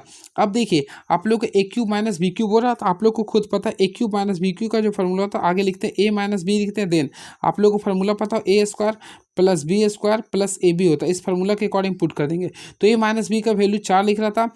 अब ए स्क्वायर प्लस बी स्क्वायर का वैल्यू 10 लिख रहा था। अब देखिए ए बी का वैल्यू -3 लाए थे, -3 लाए, तब सॉल्व कर लीजिए ना। तो 4 है, 10 में से 3 गया 7 आ गया। 4 को 7 से गुना करें 28 आएगा। तो ओवरऑल इसका राइट आंसर देखेंगे तो 28 यानी ऑप्शन नंबर ए को क्लिक कर देंगे। चलिए नेक्स्ट क्वेश्चन। ताश के पत्तों की गड्डी में से एक पत्ता निकाला जाता है तो फेस कार्ड मिलने की प्रायिकता क्या होगी। सबसे पहले आप लोग को पता है ताश की गड्डी में कुल फेस कार्ड की संख्या होता है 12। तो 12 ले देंगे और टोटल ओवरऑल कितना होता है 52 होता है। तो 52/52 करेंगे तो इसको कैंसिल करेंगे तो 3 का पारा में 12 4 बार में आता है। फिर 3 का पारा में 52 4 का पारा में कितना बार में 13 बार में आता है। तो ये 3/13 आएगा। तो ऑप्शन के रिकॉर्डिंग देखेंगे तो 3/13 यानी ऑप्शन नंबर ए को क्लिक कर देंगे। आई होप आप लोग को 35 क्वेश्चन में लगभग मैं 30 बता दिए पूरे अच्छे से। कैसा लगा आप लोग कमेंट बॉक्स में लिखिएगा। तो फ्रेंड्स अब आप लोग के सामने जो क्वेश्चंस आ गया, देखिए अब रीजनिंग का क्वेश्चन आ रहा है। रीजनिंग सब एक ही टाइप का है जो मैं पहले वीडियो में बता दिया था, इसलिए रीजनिंग के क्वेश्चन को स्किप कर रहा हूँ। ये क्वेश्चन थोड़ा सा बताने लिए था इसलिए मैं बता रहा हूँ। देखिए 12 घंटों वाली घड़ी में 9:30 30 पूर्वाह्न में मिनट की सुई और घंटे की सुई द्वारा बनाए गए कोनों में से बड़ा कोण क्या होगा। सबसे पहले मैं फार्मूला बताना चाहता हूँ। इस टाइप्स का क्वेश्चन आता है तो एक फार्मूला होता है थीटा इक्वल टू होता है। देखिए यहाँ पे मैं लिख देता हूँ थीटा इक्वल टू लिखते हैं तो आगे 30 डिग्री लिखेगा, 30 डिग्री लिखेगा गुना एच लिख दीजिएगा। माइनस आप लोग को लिखना पड़े 11/2 माइनस मिनट कीजिएगा। क्लियर है, ये फार्मूला होता है। तो थीटा का तो 30 डिग्री देंगे। देन आप लोग को यहाँ पे एच का वैल्यू कितना लिख रहा, तो 9 घंटा था तो 9 लिख देंगे माइनस 11/2 कर देंगे। मिनट का वैल्यू अगर देखेंगे तो यहाँ पे आप लोग का 30 मिनट 30 सेकंड लिख रहा, तो 30 मिनट 30 सेकंड को टोटल तोड़ेंगे तो 30 करेंगे प्लस यहाँ पे क्या करेंगे 30/60 कर देंगे। यहाँ पे आप लोग को इस कंडीशन को यूज करना पड़ेगा। क्लियर है, तो ओवरऑल देखिए 30 को 9 से गुना करेंगे 270 आएगा माइनस यहाँ पे करेंगे तो 11/2 आएगा। क्लियर, अब यहाँ पे देखेंगे 30 का पारा में 60 1/2 बार में आता है तो टोटल ओवरऑल सॉल्व करें तो 61/2 आ गया। क्लियर है, अब देखेंगे इसको अगर हम लोग सॉल्व करते हैं तो ये तो आप लोग का 270 है माइनस यहाँ पे अगर हम लोग सॉल्व करेंगे तो आप लोगों के सामने इसका जो वैल्यू आएगा 167.75 आएगा। अब देखेंगे तो टोटल वैल्यू जो आएगा 102.25 आएगा। क्या आएगा 102.25 आएगा। क्लियर है, अब सबसे बड़ा कोण निकालना था तो हम लोग क्या करेंगे 360 में से ये जो वैल्यू आया था कितना आया था 102.25 को घटा देंगे तो ओवरऑल इसका वैल्यू जाएगा 257.75 आएगा। 257.75 आएगा। क्लियर है, तो ऑप्शन के अकॉर्डिंग देखेंगे तो ऑप्शन नंबर काफ़ी अच्छे से आप लोग ऑप्शन नंबर डी को क्लिक कर सकते हैं। होपफुली आप लोगों को क्लियर हुआ होगा। चलिए very next question is now. Friends आप लोग कमेंट बॉक्स में लिखिएगा आप लोगों का जो मैं रीजनिंग बता रहा हूँ मैथ्स बता रहा हूँ आप लोगों को पूरा समझ में आ रहा है कि नहीं। क्लियर है, क्योंकि मैं आप लोगों को जो भी कंसेप्ट बता रहा हूँ सारे आप लोगों के बेनिफिशियल बता रहा हूँ। चलिए अब नेक्स्ट क्वेश्चन देखता हूँ आप लोगों के सामने नेक्स्ट क्वेश्चन क्या रहा। तो रीजनिंग के क्वेश्चन को मैं स्किप मैं कर रहा हूँ। क्लियर है, अगर आप लोगों को होगा अगर प्रॉब्लम होगा तो कमेंट बॉक्स में लिखिए। देखिए ये क्वेश्चन आप लोग ठीक से बना सकते हैं। देखिए रैंकिंग का क्वेश्चन है ये।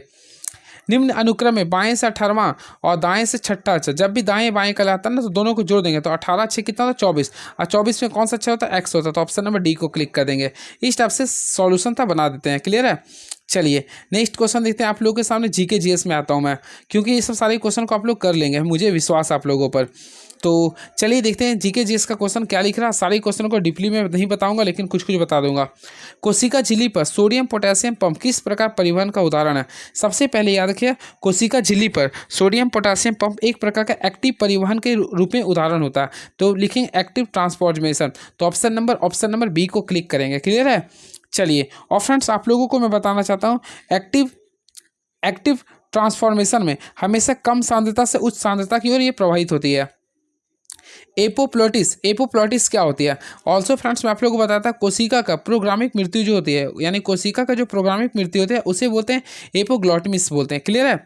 चलिए नेक्स्ट, यकृत की कोशिकाओं में दवा तथा विष हरण के लिए कौन सा कोशिकांग मुख्य रूप से जिम्मेदार होता है? सबसे पहले फ्रेंड्स याद रखिए, कोई अगर व्यक्ति अगर आप लोग दवा या गलत खा लेता है या फिर विष वगैरह खा लेता है तो उसके बॉडी के लीवर से पता करते हैं कि खाया है कि नहीं। क्लियर है? तो देखिए, लीवर में भी एक पार्ट्स होता है जिसे बोलते हैं स्मूथ एंडोप्लाज्मिक रेक्टिकुलम। तो फ्रेंड्स ऑप्शन नंबर बी को क्लिक करेंगे, याद रखिएगा। तो option number B is the right answer. याद रखिए, यकृत की कोशिकाओं में दवा या विष हरण के लिए मुख्य रूप से जो जिम्मेदार होता है वह चिकनी अंतर्द्रवी जलिका, जिसे बोलते हैं स्मूथ एंडोप्लाज्मिक रेक्टिकुलम बोलते हैं। क्लियर है? चलिए, और भी क्वेश्चंस आते हैं इसके बारे में, सारे क्वेश्चन को याद रखिएगा। चलिए अगला क्वेश्चन देखते हैं क्या लिख रही है। फ्रेंड्स ऑलरेडी आप लोगों को पता है गोल्जी उपकरण को क्या बोलते हैं, तो इससे हम लोग क्या बोलते हैं, पोस्ट ऑफिस ऑफ सेल बोलते हैं। और स्मूथ एंडोप्लाज्मिक रेक्टिकुलम जो होता है ये आप लोगों को किसके लिए होता है, फैट्स के लिए होते हैं। वही लाइसोसोम को क्या बोलते हैं, आत्मघाती की थैली बोलते हैं। माइटोकॉन्ड्रिया को क्या बोलते हैं, power house of the cell बोलते हैं। सारे पॉइंट्स को आप लोग नोट कर लीजिए।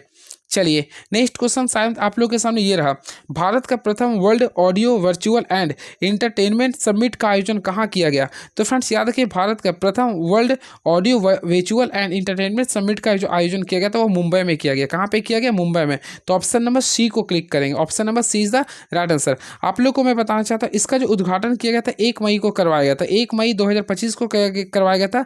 देश के प्रधानमंत्री नरेंद्र मोदी के द्वारा करवाया था। क्लियर है? सारे पॉइंट्स को आप लोगों को याद करना पड़ेगा।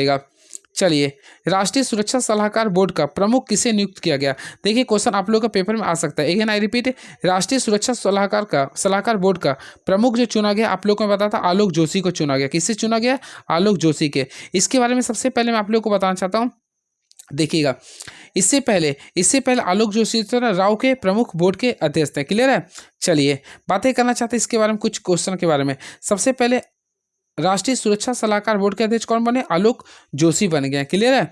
चलिए, अब इसका जो गठन हुआ था आप लोगों को मैं बताया था 1998 में हुआ था। कब हुआ था? 1998 में हुआ था। चलिए नेक्स्ट क्वेश्चन देखते हैं क्या लिख रही है। बैंकिंग में ओवरड्राफ्ट शब्द का क्या अर्थ होता है? फ्रेंड्स अगर आप लोग बैंक जाते होंगे तो आप लोग को अच्छे से पता होगा, ओवरड्राफ्टिंग का अर्थ होता है अल्पकालीन वित्त पोषण की सुविधा, यानी कि कम समय में वित्त पोषण की सुविधा को क्या बोलते हैं? ओवरड्राफ्ट बोलते हैं। यानी कि ऑप्शन नंबर ए को क्लिक कर देंगे। चलिए नेक्स्ट क्वेश्चन देखते हैं आप लोगों के सामने क्या लिख रही है। तो फ्रेंड्स क्वेश्चन लिख रहा है आप लोगों का, निम्नलिखित में से कौन भारत की धरती पर ईस्ट इंडिया कंपनी की सबसे बड़ी जीत थी, सबसे पहली जीत थी? देखिए ईस्ट इंडिया कंपनी की वो पहली बड़ी जीत थी। तो फ्रेंड्स ऑप्शन के अकॉर्डिंग लिख रहा, प्रथम आंग्ल मराठा युद्ध, तिरुवंतरम मलाई की युद्ध, सिंधुली की लड़ाई या प्लासी का युद्ध? तो ऑप्शन के अकॉर्डिंग देखा ना, तो सबसे बड़ा जो युद्ध था पहला जो था वह प्लासी का युद्ध था। प्लासी का युद्ध था। इससे पहले मैं आप लोग को बताना चाहता, प्लासी का जो युद्ध हुआ था आप लोग को मैं बताया था 23 जून को हुआ था। 23 जून 1757 को हुआ था। क्लियर है? और ये जो हुआ था नवाब के बंगाल के नवाब सिराजुद्दौला की सेना और रॉबर्ट क्लाइव के बीच में हुआ था। क्लियर है? ये बहुत ही अच्छा था ये। और फ्रेंड्स याद रखते हैं, प्लासी जो है ना वह भागीरथी नदी के किनारे हुआ था, वह भागीरथी नदी के किनारे स्थित है। क्लियर है? और ये बंगाल में, कहाँ पे? ये बंगाल में है।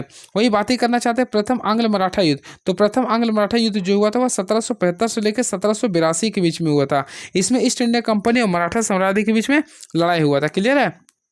चलिए अगला क्वेश्चन देखते हैं आप लोगों के सामने क्या लिख रही है।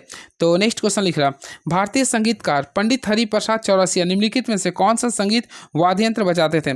तो मैं बचपन में एक बार पढ़ा था, अगर कोई भी कलरफुल सा आता है, यानी कि कलर वाला चीज़ आता है, देखिए हरा, तो हरा क्या होता है? रंग आता ना, तो जब भी कलर वाला आता है तो उसमें हमेशा बांसुरी बजाते थे। तो राइट आंसर होगा बांसुरी, यानी ऑप्शन नंबर डी को क्लिक करेंगे। क्लियर है? जैसे आप लोग को बता, देखिए हरिप्रसाद चौरसिया, हरा एक कलर होता है इसलिए बांसुरी कर देंगे। देन पन्ना लाल घोल, तो देखिए लाल भी क्या होता है? एक प्रकार का रंग होता ना, तो पन्नालाल घोष भी किससे संबंधित होते थे? बांसुरी से होते हैं। क्लियर है। फिर उसी प्रकार देखिए अगर आता है प्रकाश सक्सेना, प्रकाश भी एक रंग होता है, तो वो भी किससे हो गया? तो बांसुरी से होता है। फिर आएगा आप लोग का प्रकाश वडेरा, ये भी बांसुरी से होते हैं। क्लियर है। वही बातें करना चाहते हैं हम लोग गिटार का। सबसे फेमस गिटार के लिए आप लोग जानते होंगे फ्रेंड्स, क्या लिखिएगा? नलीम मजूमदार। क्लियर है। वही बातें करना चाहते हैं वीणा का, तो वीणा के लिए सबसे फेमस जो व्यक्ति थे रमेश प्रेम थे। वही बातें करना चाहते हैं सारंगी का, सारंगी के लिए सिंपल में याद रखिए पंडित राजनारायण। क्लियर है। आई होप आप लोगों को क्लियर हुआ होगा। चलिए देखते हैं नेक्स्ट क्वेश्चन आप लोगों के सामने क्या लिख रहा। निम्नलिखित में कौन सा भारतीय राजनीतिक दलीय प्रणाली की विशेषता नहीं है? तो देखिए ऑप्शन लिख रहा, एक दलीय प्रणाली, बहुदलीय प्रणाली, प्रभावी विपक्ष का भाव, गुटबाजी और दल बदल। फ्रेंड्स अगर आप लोग देखते होंगे भारत का राजनीति अगर देखते होंगे, सबसे पहले यहाँ पे बहुदलीय प्रणाली है, क्योंकि यहाँ पे देखते हैं भारत में कई पार्टी, जैसे आप लोग आरजेडी है, कांग्रेस है, बीजेपी, बहुत सारी पार्टी है, तो बहुदलीय सही है। प्रभावी विपक्ष का भाव देख सकते हैं, कभी कभी विपक्ष नहीं होता, तो ये भी आप लोग का सही है। गुटबाजी या दल बदल भी होते हैं। तो ऑप्शन के अकॉर्डिंग भारत में एक दलीय प्रणाली नहीं है। तो एक दलीय प्रणाली उस देश को कहा जाता है जहाँ पर केवल एक ही देश, एक ही सरकार, एक ही दल वाले लोग सत्ता को चलाते हैं। जैसे चीन एक प्रकार का ऐसा देश है जहाँ पे एक दलीय प्रणाली चल रही है। क्लियर है। तो ऑप्शन नंबर ए को क्लिक करेंगे। चलिए, और फ्रेंड्स भारत एक लोकतांत्रिक देश है। चलिए नेक्स्ट क्वेश्चन देखते हैं क्या लिख रहा है। ये 75 का क्वेश्चन लिख रहा है आप लोग का, भारत में निम्नलिखित में से किस प्रकार के वनों में ऊँट पाए जाते हैं? तो फ्रेंड्स आप लोगों को पता होगा भारत में जो ऊँट पाए जाते हैं कांटेदार वन एवं झाड़ियों में। तो ऑप्शन के लिख रहा है क्या? बिल्कुल। तो ऑप्शन नंबर बी को क्लिक करेंगे। तो option number B is the right answer. निम्नलिखित में कौन सा बंदरगाह उड़ीसा में स्थित है? देखिए सबसे पहले बंदरगाह के बारे में मैं आप लोगों को डिस्कस कर देता हूँ। कांडला, तो देखिए कांड कहाँ पे होता है? गुजरात में हुआ था। कांड कहाँ पे हुआ था? गुजरात में हुआ था। ओवरऑल आप लोगों को पता होगा 2002 में जो कांड हुआ था कहाँ पे हुआ था? गुजरात में हुआ था। तो कांडला कहाँ पे? ये गुजरात में हो गया। क्लियर है। वही बातें करना चाहते हैं हल्दिया, तो हल्दिया आप लोग को कमेंट बॉक्स में लिखना पड़ेगा हल्दिया बंदरगाह कहाँ पे है। होपफुली फ्रेंड्स आप लोग को ये पता होगा, तो मैं आप लोग को बताना चाहता हूँ ये कहाँ पे है? तो कोलकाता में। कहाँ पे? ये कोलकाता में है। वही बातें करना चाहते हैं तूतीकोरिन का, तो तूतीकोरिन आप लोग को कमेंट बॉक्स में लिखना पड़ेगा। ठीक है। लेकिन मैं आप लोग को बताना चाहता हूँ उड़ीसा में जो है पारादीप बंदरगाह कहाँ पे है? तो उड़ीसा में। तो ऑप्शन नंबर बी को क्लिक कर देंगे। चलिए नेक्स्ट क्वेश्चन देखते हैं क्या लिख रहा है। MS वर्ड में ट्रेडमार्क प्रतीक निम्नलिखित प्रतीक सम्मिलित करने के लिए किस शॉर्टकट का प्रयोग करते हैं? सबसे पहले याद रखें ट्रेडमार्क के लिए जो प्रयोग करते हैं Alt plus control plus T का यूज करते हैं। Alt plus control plus T. तो ऑप्शन नंबर सी को क्लिक करेंगे। ऑप्शन नंबर सी को यूज करते हैं। वही बातें करना चाहते हैं Alt प्लस कंट्रोल प्लस सी। तो Alt प्लस कंट्रोल प्लस सी का जो प्रयोग करते हैं वो कॉपीराइट के लिए करते हैं। किसके लिए करते हैं? कॉपीराइट के लिए करते हैं। चलिए नेक्स्ट क्वेश्चन, इंटरनेट सुरक्षा में धोखाधड़ी से संवेदनशील जानकारी प्राप्त करने का प्रयास क्या कहलाता है? तो हमेशा याद रखें इंटरनेट सुरक्षा में धोखाधड़ी से संवेदनशील जानकारी प्राप्त करने का जो प्रयास होता है उसे बोलते हैं फिशिंग बोलते हैं। क्या बोलते हैं? फिशिंग बोलते हैं। तो ऑप्शन नंबर बी को क्लिक कर देंगे। एक न्यूरल नेटवर्क में एक्टिवेशन फंक्शन की क्या भूमिका होती है? तो फ्रेंड्स याद रखें एक न्यूरल नेटवर्क में एक्टिवेशन फंक्शन की जो भूमिका होती है न्यूरॉन के आउटपुट का निर्धारण करना। तो ऑप्शन नंबर ए को क्लिक करेंगे। इससे पहले मैं आप लोगों को बताना चाहता हूँ मनुष्य के बॉडी का सबसे जो लंबा जो सेल होता तंत्र होता है वह न्यूरॉन ही होता है, जिसे तंत्रिका तंत्र भी कहते हैं। चलिए इस करंट अफेयर को आप लोग थोड़ा सा ध्यान दीजिए। करंट अफेयर काफ़ी इंपॉर्टेंस होता है आप लोगों के पेपर में। तो चलिए देखते हैं क्या लिख रही है। एशियाई खेल 2026 किस देश में आयोजित किया जाएगा? होपफुली फ्रेंड्स मैं आप लोगों को बताया था, तो एशियाई खेल 2026 ये जो होगा जापान में होगा। कहाँ पे होगा? ये जापान में होगा। तो ऑप्शन नंबर ए को क्लिक करेंगे। अगेन आई रिपीट, एशियाई खेल 2026 जापान में आयोजित किया जाएगा। क्लियर है। चलिए, और जापान में तो होगा लेकिन जापान के आइची और नागोया प्रांत में होगा। बहुत ही सिंपल क्वेश्चन था। और एशियाई खेल 2026 में मिक्स्ड मार्शल आर्ट का पहली बार शामिल किया जाएगा। इससे पहली बार यानी कि सबसे पहले एशियाई खेल का जो आरंभ हुआ था 1951 में हुआ था। भारत की राजधानी नई दिल्ली में खेला गया था। क्लियर है। और एशियाई खेल प्रत्येक 4 वर्ष के अंतराल पे होते हैं। इससे पहले जो एशियाई खेल हुआ था वह 2022 में हुआ था, जो कि 22 में हुआ था वह चीन के होंगजुंग में हुआ था। कहाँ पे हुआ? चीन के होंगजुंग में हुआ था। इस सारे पॉइंट्स को याद रखिएगा। बियॉन्ड द कोर्ट रूम पुस्तक के लेखक कौन है? ये तो इजी क्वेश्चन है ये। तो फ्रेंड्स याद होगा बियॉन्ड द कोर्ट रूम पुस्तक के जो लेखक थे फाली सैम नरीमन। तो ऑप्शन के अकॉर्डिंग सी को क्लिक करेंगे। फाली सैम नरीमन। तो ऑप्शन नंबर सी को क्लिक करेंगे। क्लियर है। चलिए अगला क्वेश्चन देखते हैं क्या लिख रही है। तो नेक्स्ट क्वेश्चन ये रहा, सेल कायांतरण के दौरान निम्नलिखित में से कौन सी चट्टानें बनती है? हमेशा याद है कि जब भी कायांतरण के बारे में बात करें तो हमेशा स्लेट चट्टानें बनती है। कौन सी बनती है? स्लेट चट्टानें बनती है। चलिए नेक्स्ट क्वेश्चन, किस अधिनियम के तहत भारत पर ब्रिटिश साम्राज्य का शासन स्थापित किया गया था? अल्टीमेटली फ्रेंड्स आप लोगों को पता होगा भारत सरकार अधिनियम 1858 के अकॉर्डिंग ब्रिटिश साम्राज्य भारत पे आक्रमण किया था। तो ऑप्शन नंबर डी को क्लिक कर देंगे। बहुत ही अच्छा क्वेश्चन था ये। चलिए अगला क्वेश्चन देखते हैं क्या लिख रहा है ये। तो नेक्स्ट क्वेश्चन शायद आप लोगों के सामने ये रहा। देखता हूँ क्वेश्चन क्या लिख रहा। राष्ट्रीय आय की गणना में मध्यवर्ती वस्तुओं को शामिल क्यों नहीं किया जाता? तो फ्रेंड्स याद रखिएगा, इसे इसलिए नहीं शामिल किया था क्योंकि देखिए मध्यवर्ती वस्तुओं को शामिल करने में दोहरी गणना होगी। क्या होगी? दोहरी गणना होगी। तो ऑप्शन नंबर सी को क्लिक कर देंगे। यॉर्कर शब्द किस खेल से संबंधित है? फ्रेंड्स आप लोग को पता होगा, बूम बूम बुमराह या फिर मलिंगा। मलिंगा किस चीज़ के लिए फेमस? यॉर्कर के लिए। तो ऑप्शन नंबर बी को क्लिक कर देंगे। क्लियर है? चलिए नेक्स्ट क्वेश्चन। 1901 में poverty and un British rule in India पुस्तक किसने लिखी, जिसमें ब्रिटिश शासन के आर्थिक प्रभाव का अत्यधिक आलोचना की गई थी? फ्रेंड्स सबसे पहले मैं आप लोगों को बताना चाहता हूँ, poverty of and un British rule India पुस्तक के जो लेखक थे आप लोगों को मैं बताता, दादा भाई नौरोजी लिखे थे। किसने लिखे थे? दादा भाई नौरोजी ने लिखे थे। कब लिखे थे? तो 1901 में लिखे थे। क्लियर है? बहुत ही अच्छा क्वेश्चन है ये। इससे पहले मैं आप लोगों को बताना चाहता हूँ, सबसे इंपॉर्टेंट क्वेश्चन इसके बारे में आता है।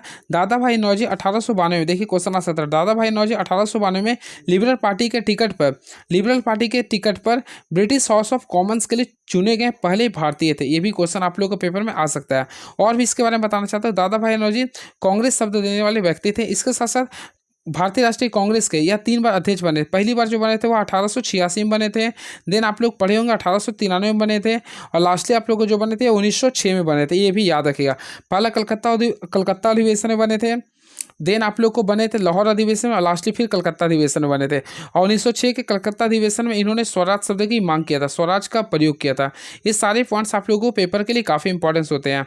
चलिए, बदरुद्दीन तैयब पहले कांग्रेस के मुस्लिम अध्यक्ष बने थे, जो कि 1897 में बने थे, 87 में। चलिए नेक्स्ट क्वेश्चन। कौन सा एक वैधानिक निकाय नहीं है? तो देखिए यहाँ पे वैधानिक निकाय नहीं है के बारे में बोल रहा, तो नहीं है तो थोड़ा सा ध्यान दीजिएगा। सबसे पहले बोल रहा नीति आयोग, फिर लिख रहा वित्त आयोग, फिर लिख रहा निर्वाचन आयोग, संघ लोक सेवा आयोग। फ्रेंड्स आप लोग को मैं बताना चाहता हूँ, देखिए निर्वाचन आयोग का भारतीय संविधान में डिस्कस किया गया, जो कि आर्टिकल नंबर 324 से लेकर 329 के बीच में डिस्कस किया गया। तो ये तो हो गया वित्त आयोग। वित्त आयोग का भारतीय संविधान में आर्टिकल नंबर 280 में डिस्कस किया गया। वही संघ लोक सेवा आयोग, तो ये आर्टिकल नंबर 315 में होता है। देखिए तीनों आर्टिकल में जिक्र है, तो ये तीनों एक प्रकार का वैधानिक निकाय है। लेकिन आप लोग को मैं बताना चाहता हूँ, नीति आयोग एक प्रकार का वैधानिक आयोग नहीं है। तो ऑप्शन नंबर ए को क्लिक करेंगे। क्लियर है? तो option number A is the right answer. बातें करना चाहते हैं नीति आयोग के बारे में। सबसे पहले फ्रेंड नीति आयोग जो आया था वह योजना आयोग के जगह पे आया था, जो कि तारीख था 1 जनवरी 2015 को आया था। 1 जनवरी 2015 को यह भारत सरकार द्वारा योजना आयोग के स्थान पर लाया गया था। क्लियर है? नीति आयोग का फुल फॉर्म आप लोग कमेंट बॉक्स में लिखिएगा। वैसे हिंदी में होता है राष्ट्रीय भारत परिवर्तन संस्थान, यानी national institution for transforming India होता है। क्लियर है? चलिए अब देखिए नीति आयोग के अध्यक्ष कौन है? तो फ्रेंड्स आप लोग को पता है नीति आयोग का अध्यक्ष कौन होता है? देश के प्रधानमंत्री होते हैं, यानी नरेंद्र मोदी होते हैं। वही इसके उपाध्यक्ष कौन है? तो आप लोग को मैं बताना चाहता हूँ सुमन है, यानी सुमन बेरी है। वही इसका सीईओ कौन है? तो सुब्रमण्यम है। कौन है ये? सुब्रमण्यम है। ये सारे पॉइंट्स को आप लोगों को नोट करना पड़ेगा। क्लियर है? बातें करना चाहते हैं यहाँ पे निर्वाचन आयोग का। तो फ्रेंड्स याद है कि निर्वाचन आयोग का जो गठन हुआ था वो 25 जनवरी 1950 को हुआ था। क्लियर है? और अभी वर्तमान समय में निर्वाचन आयोग का मेन जो अध्यक्ष है, आप लोग पढ़े होंगे भारत का भी 26वें मुख्य चुनाव आयुक्त कौन है? तो ज्ञानेश कुमार है। कौन है ये? ज्ञानेश कुमार। ये भी इंपॉर्टेंट क्वेश्चन है। वही बातें करना चाहते हैं वित्त आयोग। तो वित्त आयोग भारत में भारतीय संविधान का आर्टिकल में 280 में जिक्र किया गया। और अभी 15वें वित्त आयोग कौन है? एन.के. सिंह है। कौन है ये? एन.के. सिंह है, जो कि आप लोग का 31 दिसंबर 2025 तक रहेंगे। क्लियर है? चलिए, असंघ लोक सेवा आयोग के अध्यक्ष कौन है? तो डॉक्टर अजय कुमार है। सारे पॉइंट्स को आप लोग अच्छे से याद कर लीजिए। ब्लॉकचेन पर आधारित स्व निष्पादित अनुबंध क्या कहलाते हैं? तो इसे बोलते हैं स्मार्ट अनुबंध बोलते हैं। क्या बोलते हैं? स्मार्ट अनुबंध। यानी ऑप्शन नंबर बी को क्लिक कर देंगे। आइंस्टीन का द्रव्यमान ऊर्जा तुल्यांकन सिद्धांत, जिसे बोलते हैं is equal to MC square. Is equal to क्या बोलते हैं? MC स्क्वायर क्या बताता है? फ्रेंड्स आप लोग को बताना चाहता हूँ, ये जो होता है द्रव्यमान को ऊर्जा में परिवर्तित किया जा सकता है। ऑप्शन नंबर बी को क्लिक कर देंगे। चलिए नेक्स्ट क्वेश्चन देखते हैं क्या लिख रहा है ये। हवाई जहाज के पंखों पर लिफ्ट किस सिद्धांत पर आधारित है? फ्रेंड्स आप लोग देखे होंगे, हवाई जहाज के पंखों पर जो लिफ्ट होता है वह बर्नौलिस के थ्योरम पे कार्य करता है। आप लोग देखे भी होंगे, तो ये बर्नौलिस के थ्योरम पे कार्य करते हैं। तो ऑप्शन नंबर सी को क्लिक कर देंगे। होपफुली आप लोग पढ़े भी होंगे इसके बारे में। क्लियर है? चलिए बातें करना चाहते हैं आर्किमिडीज। तो फ्रेंड्स आर्किमिडीज कहाँ के रहने वाले थे? यूनान के रहने वाले थे। क्लियर है? इन्होंने तरलता का सिद्धांत दिए थे। अब पास्कल्स का नियम आप लोग पढ़े होंगे, जो ब्रेक वगैरह में लिखते हैं या हाइड्रोलिक ब्रेक में होता है। न्यूटन का थर्ड लॉ क्या होता है? To every action there is equal and opposite actions होता है। चलिए नेक्स्ट क्वेश्चन, 9 से 13 जून 2025 तक तीसरे संयुक्त राष्ट्र महासागर सम्मेलन UNOC3 का आयोजन कहाँ किया गया? तो फ्रेंड्स मैं आप लोगों को बताना चाहता हूँ 9 से 13 जून 2025 तक तीसरे संयुक्त राष्ट्र महासागर सम्मेलन का जो आयोजन किया गया था वो फ्रांस में करवाया गया था। कहाँ पे किया गया था? फ्रांस में किया गया था। तो काफ़ी अच्छा क्वेश्चन था, तो ऑप्शन नंबर ए को क्लिक कर देंगे। चलिए बहुत ही सुंदर क्वेश्चन था ये। नेक्स्ट क्वेश्चन, राष्ट्रीय आपदा प्रबंधन प्राधिकरण जिसे बोलते हैं NDMA द्वारा लॉन्च किया गया सचेत ऐप कितनी भाषाओं में उपलब्ध है? तो याद रखिए ये कुल 12 भाषाओं में उपलब्ध है। कितना भाषा में? तो 12 भाषाओं में उपलब्ध है। क्लियर है? और याद रखिए NDMA का जो अध्यक्ष होता है वो प्रधानमंत्री होते हैं, यानी PM होते हैं। चलिए नेक्स्ट क्वेश्चन, मध्यकालीन भारत वास्तुकला शैली के संदर्भ में पच्ची कार्य क्या है? तो फ्रेंड्स याद रखिए पच्ची कार्य क्या है, तो ये आप लोग को बताना चाहता हूँ दीवारों को उपरत्नों से बने हुए पुष्प डिजाइनों से सजाना, यानी ऑप्शन नंबर बी को क्लिक कर देंगे। ये आप लोगों को क्वेश्चन लिख रहा, निम्नलिखित जानकारी से राजस्व प्राप्तियां की गणना करें। राजस्व घाटा बराबर लिखा GDP का 2.8580%, राजस्व व्यय बराबर GDP का 10.80%। सबसे पहले याद रखें राजस्व प्राप्तियों के लिए जब भी करते हैं ना तो आप लोगों को क्या करना पड़ेगा, राजस्व व्यय में से राजस्व घाटा निकालेगा। तो राजस्व व्यय का वैल्यू लिखा 10.80 लिख रहा। क्लियर है? इसमें से हम लोग क्या करेंगे 2.80 का माइनस करेंगे तो ओवरऑल करेंगे तो 8.00 बचेगा। तो राइट आंसर होगा 8.00, यानी ऑप्शन नंबर डी को क्लिक कर देंगे। निम्नलिखित में कौन सा राष्ट्रीय उद्यान मध्य प्रदेश में स्थित है? सबसे पहले देखते हैं ऑप्शन के अकॉर्डिंग पेरियार। तो आप लोगों को पता है पेरियार कहाँ पे है? तो ऑलरेडी फ्रेंड्स आप लोगों को पता है केरल यानी कि करेला खा खा के पेरियार जाते हैं हम लोग। तो ये आप लोग को हो जाए केरल में। पेरियार कहाँ पे? तो केरल में। आप लोगों को केरल से रिगार्डिंग आप लोग को बता देता कुछ। सबसे पहले केरल में आप लोग का पेरियार नेशनल पार्क आते हैं, साइलेंट वैली भी आते हैं, पंबा डूम आते हैं और मथी किट्टन आते हैं। क्लियर है? इसके साथ इराविकुलम आते हैं। वही बात करना चाहते हैं बांधवगढ़, तो बांधवगढ़ है ना, बांधवगढ़ कर्नाटक में आते हैं। मैन घाटी में कन्फ्यूजन में हूँ, लेकिन यहाँ पे बोला मध्य प्रदेश में है। तो फ्रेंड बांधवगढ़ तो आप लोग को मध्य प्रदेश में आता है। तो ऑप्शन नंबर बी को क्लिक करेंगे।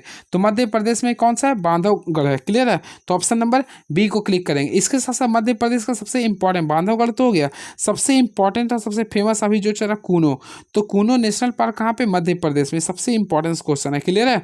साथ में संजय हो गया, पन्ना हो गया, सतपुड़ा हो गया, ये सारे मध्य प्रदेश में होते हैं। चलिए अगला क्वेश्चन देखते हैं क्या लिख रहा है ये। तो नेक्स्ट क्वेश्चन आप लोगों को देखते हैं क्या लिखा है। भारत का पहला चंद्र अभियान 1 किस स्थान से लॉन्च किया गया था? सबसे पहले मैं आप लोगों को बताना चाहता हूँ भारत का पहला जो चंद्रयान 1 था इसे कब छोड़ा गया था? तो आप लोग डेट याद कर लीजिए, 22 अक्टूबर को छोड़ा गया था। 22 अक्टूबर 2008 को छोड़ा गया था। ये आप लोगों को कहाँ से छोड़ा गया था? तो ये श्रीहरिकोटा से लॉन्च किया गया था। श्रीहरिकोटा से लॉन्च किया गया था। क्लियर है? पहला हो गया। देन सेकेंड वाला जो लॉन्च किया था ये 22 जुलाई को लॉन्च हुआ था। 22 जुलाई 2019 को लॉन्च हुआ था। ठीक है? और थर्ड जो लॉन्च हुआ था वह 14 जुलाई को लॉन्च हुआ था। 14 जुलाई 2023 से लॉन्च हुआ था। ये सारे पॉइंट्स को आप लोग याद रखिएगा। तो पहला जो होगा आप लोगों के सामने लिखा है श्रीहरिकोटा। और फ्रेंड्स इसका जो मिसाल था उसका नाम रखा गया था जवाहर शक्ति रखा गया था। क्लियर है? चलिए अगला क्वेश्चन, और जो 2019 में छोड़ा गया था उसका नाम रखा गया था शिव शक्ति। ये भी आप लोगों को क्वेश्चन में आता है, पेपर में पूछता है। चलिए नेक्स्ट क्वेश्चन देखते हैं क्या लिख रहा। तो देखते हैं क्वेश्चन क्या लिख रहा। इसके साथ साथ आप लोगों को बताना चाहता हूँ सेकेंड वाला भी जो छोड़ा गया था वह श्रीहरिकोटा से ही छोड़ा गया था। वही चंद्रयान थर्ड को जो छोड़ा गया था वह 14 जुलाई को छोड़ा गया था। ये क्वेश्चन आ सकता है पेपर में। तो 14 जुलाई 2023 को छोड़ा गया था, जो कि फाइनली जब वह 23 अगस्त 2023 को सफलतापूर्वक चंद्रमा के पूर्वी दक्षिण ध्रुव पर उतरा था। इस वजह से 23 अगस्त को हम लोग क्या मनाते हैं? तो राष्ट्रीय चंद्रमा दिवस मनाते हैं। क्लियर है?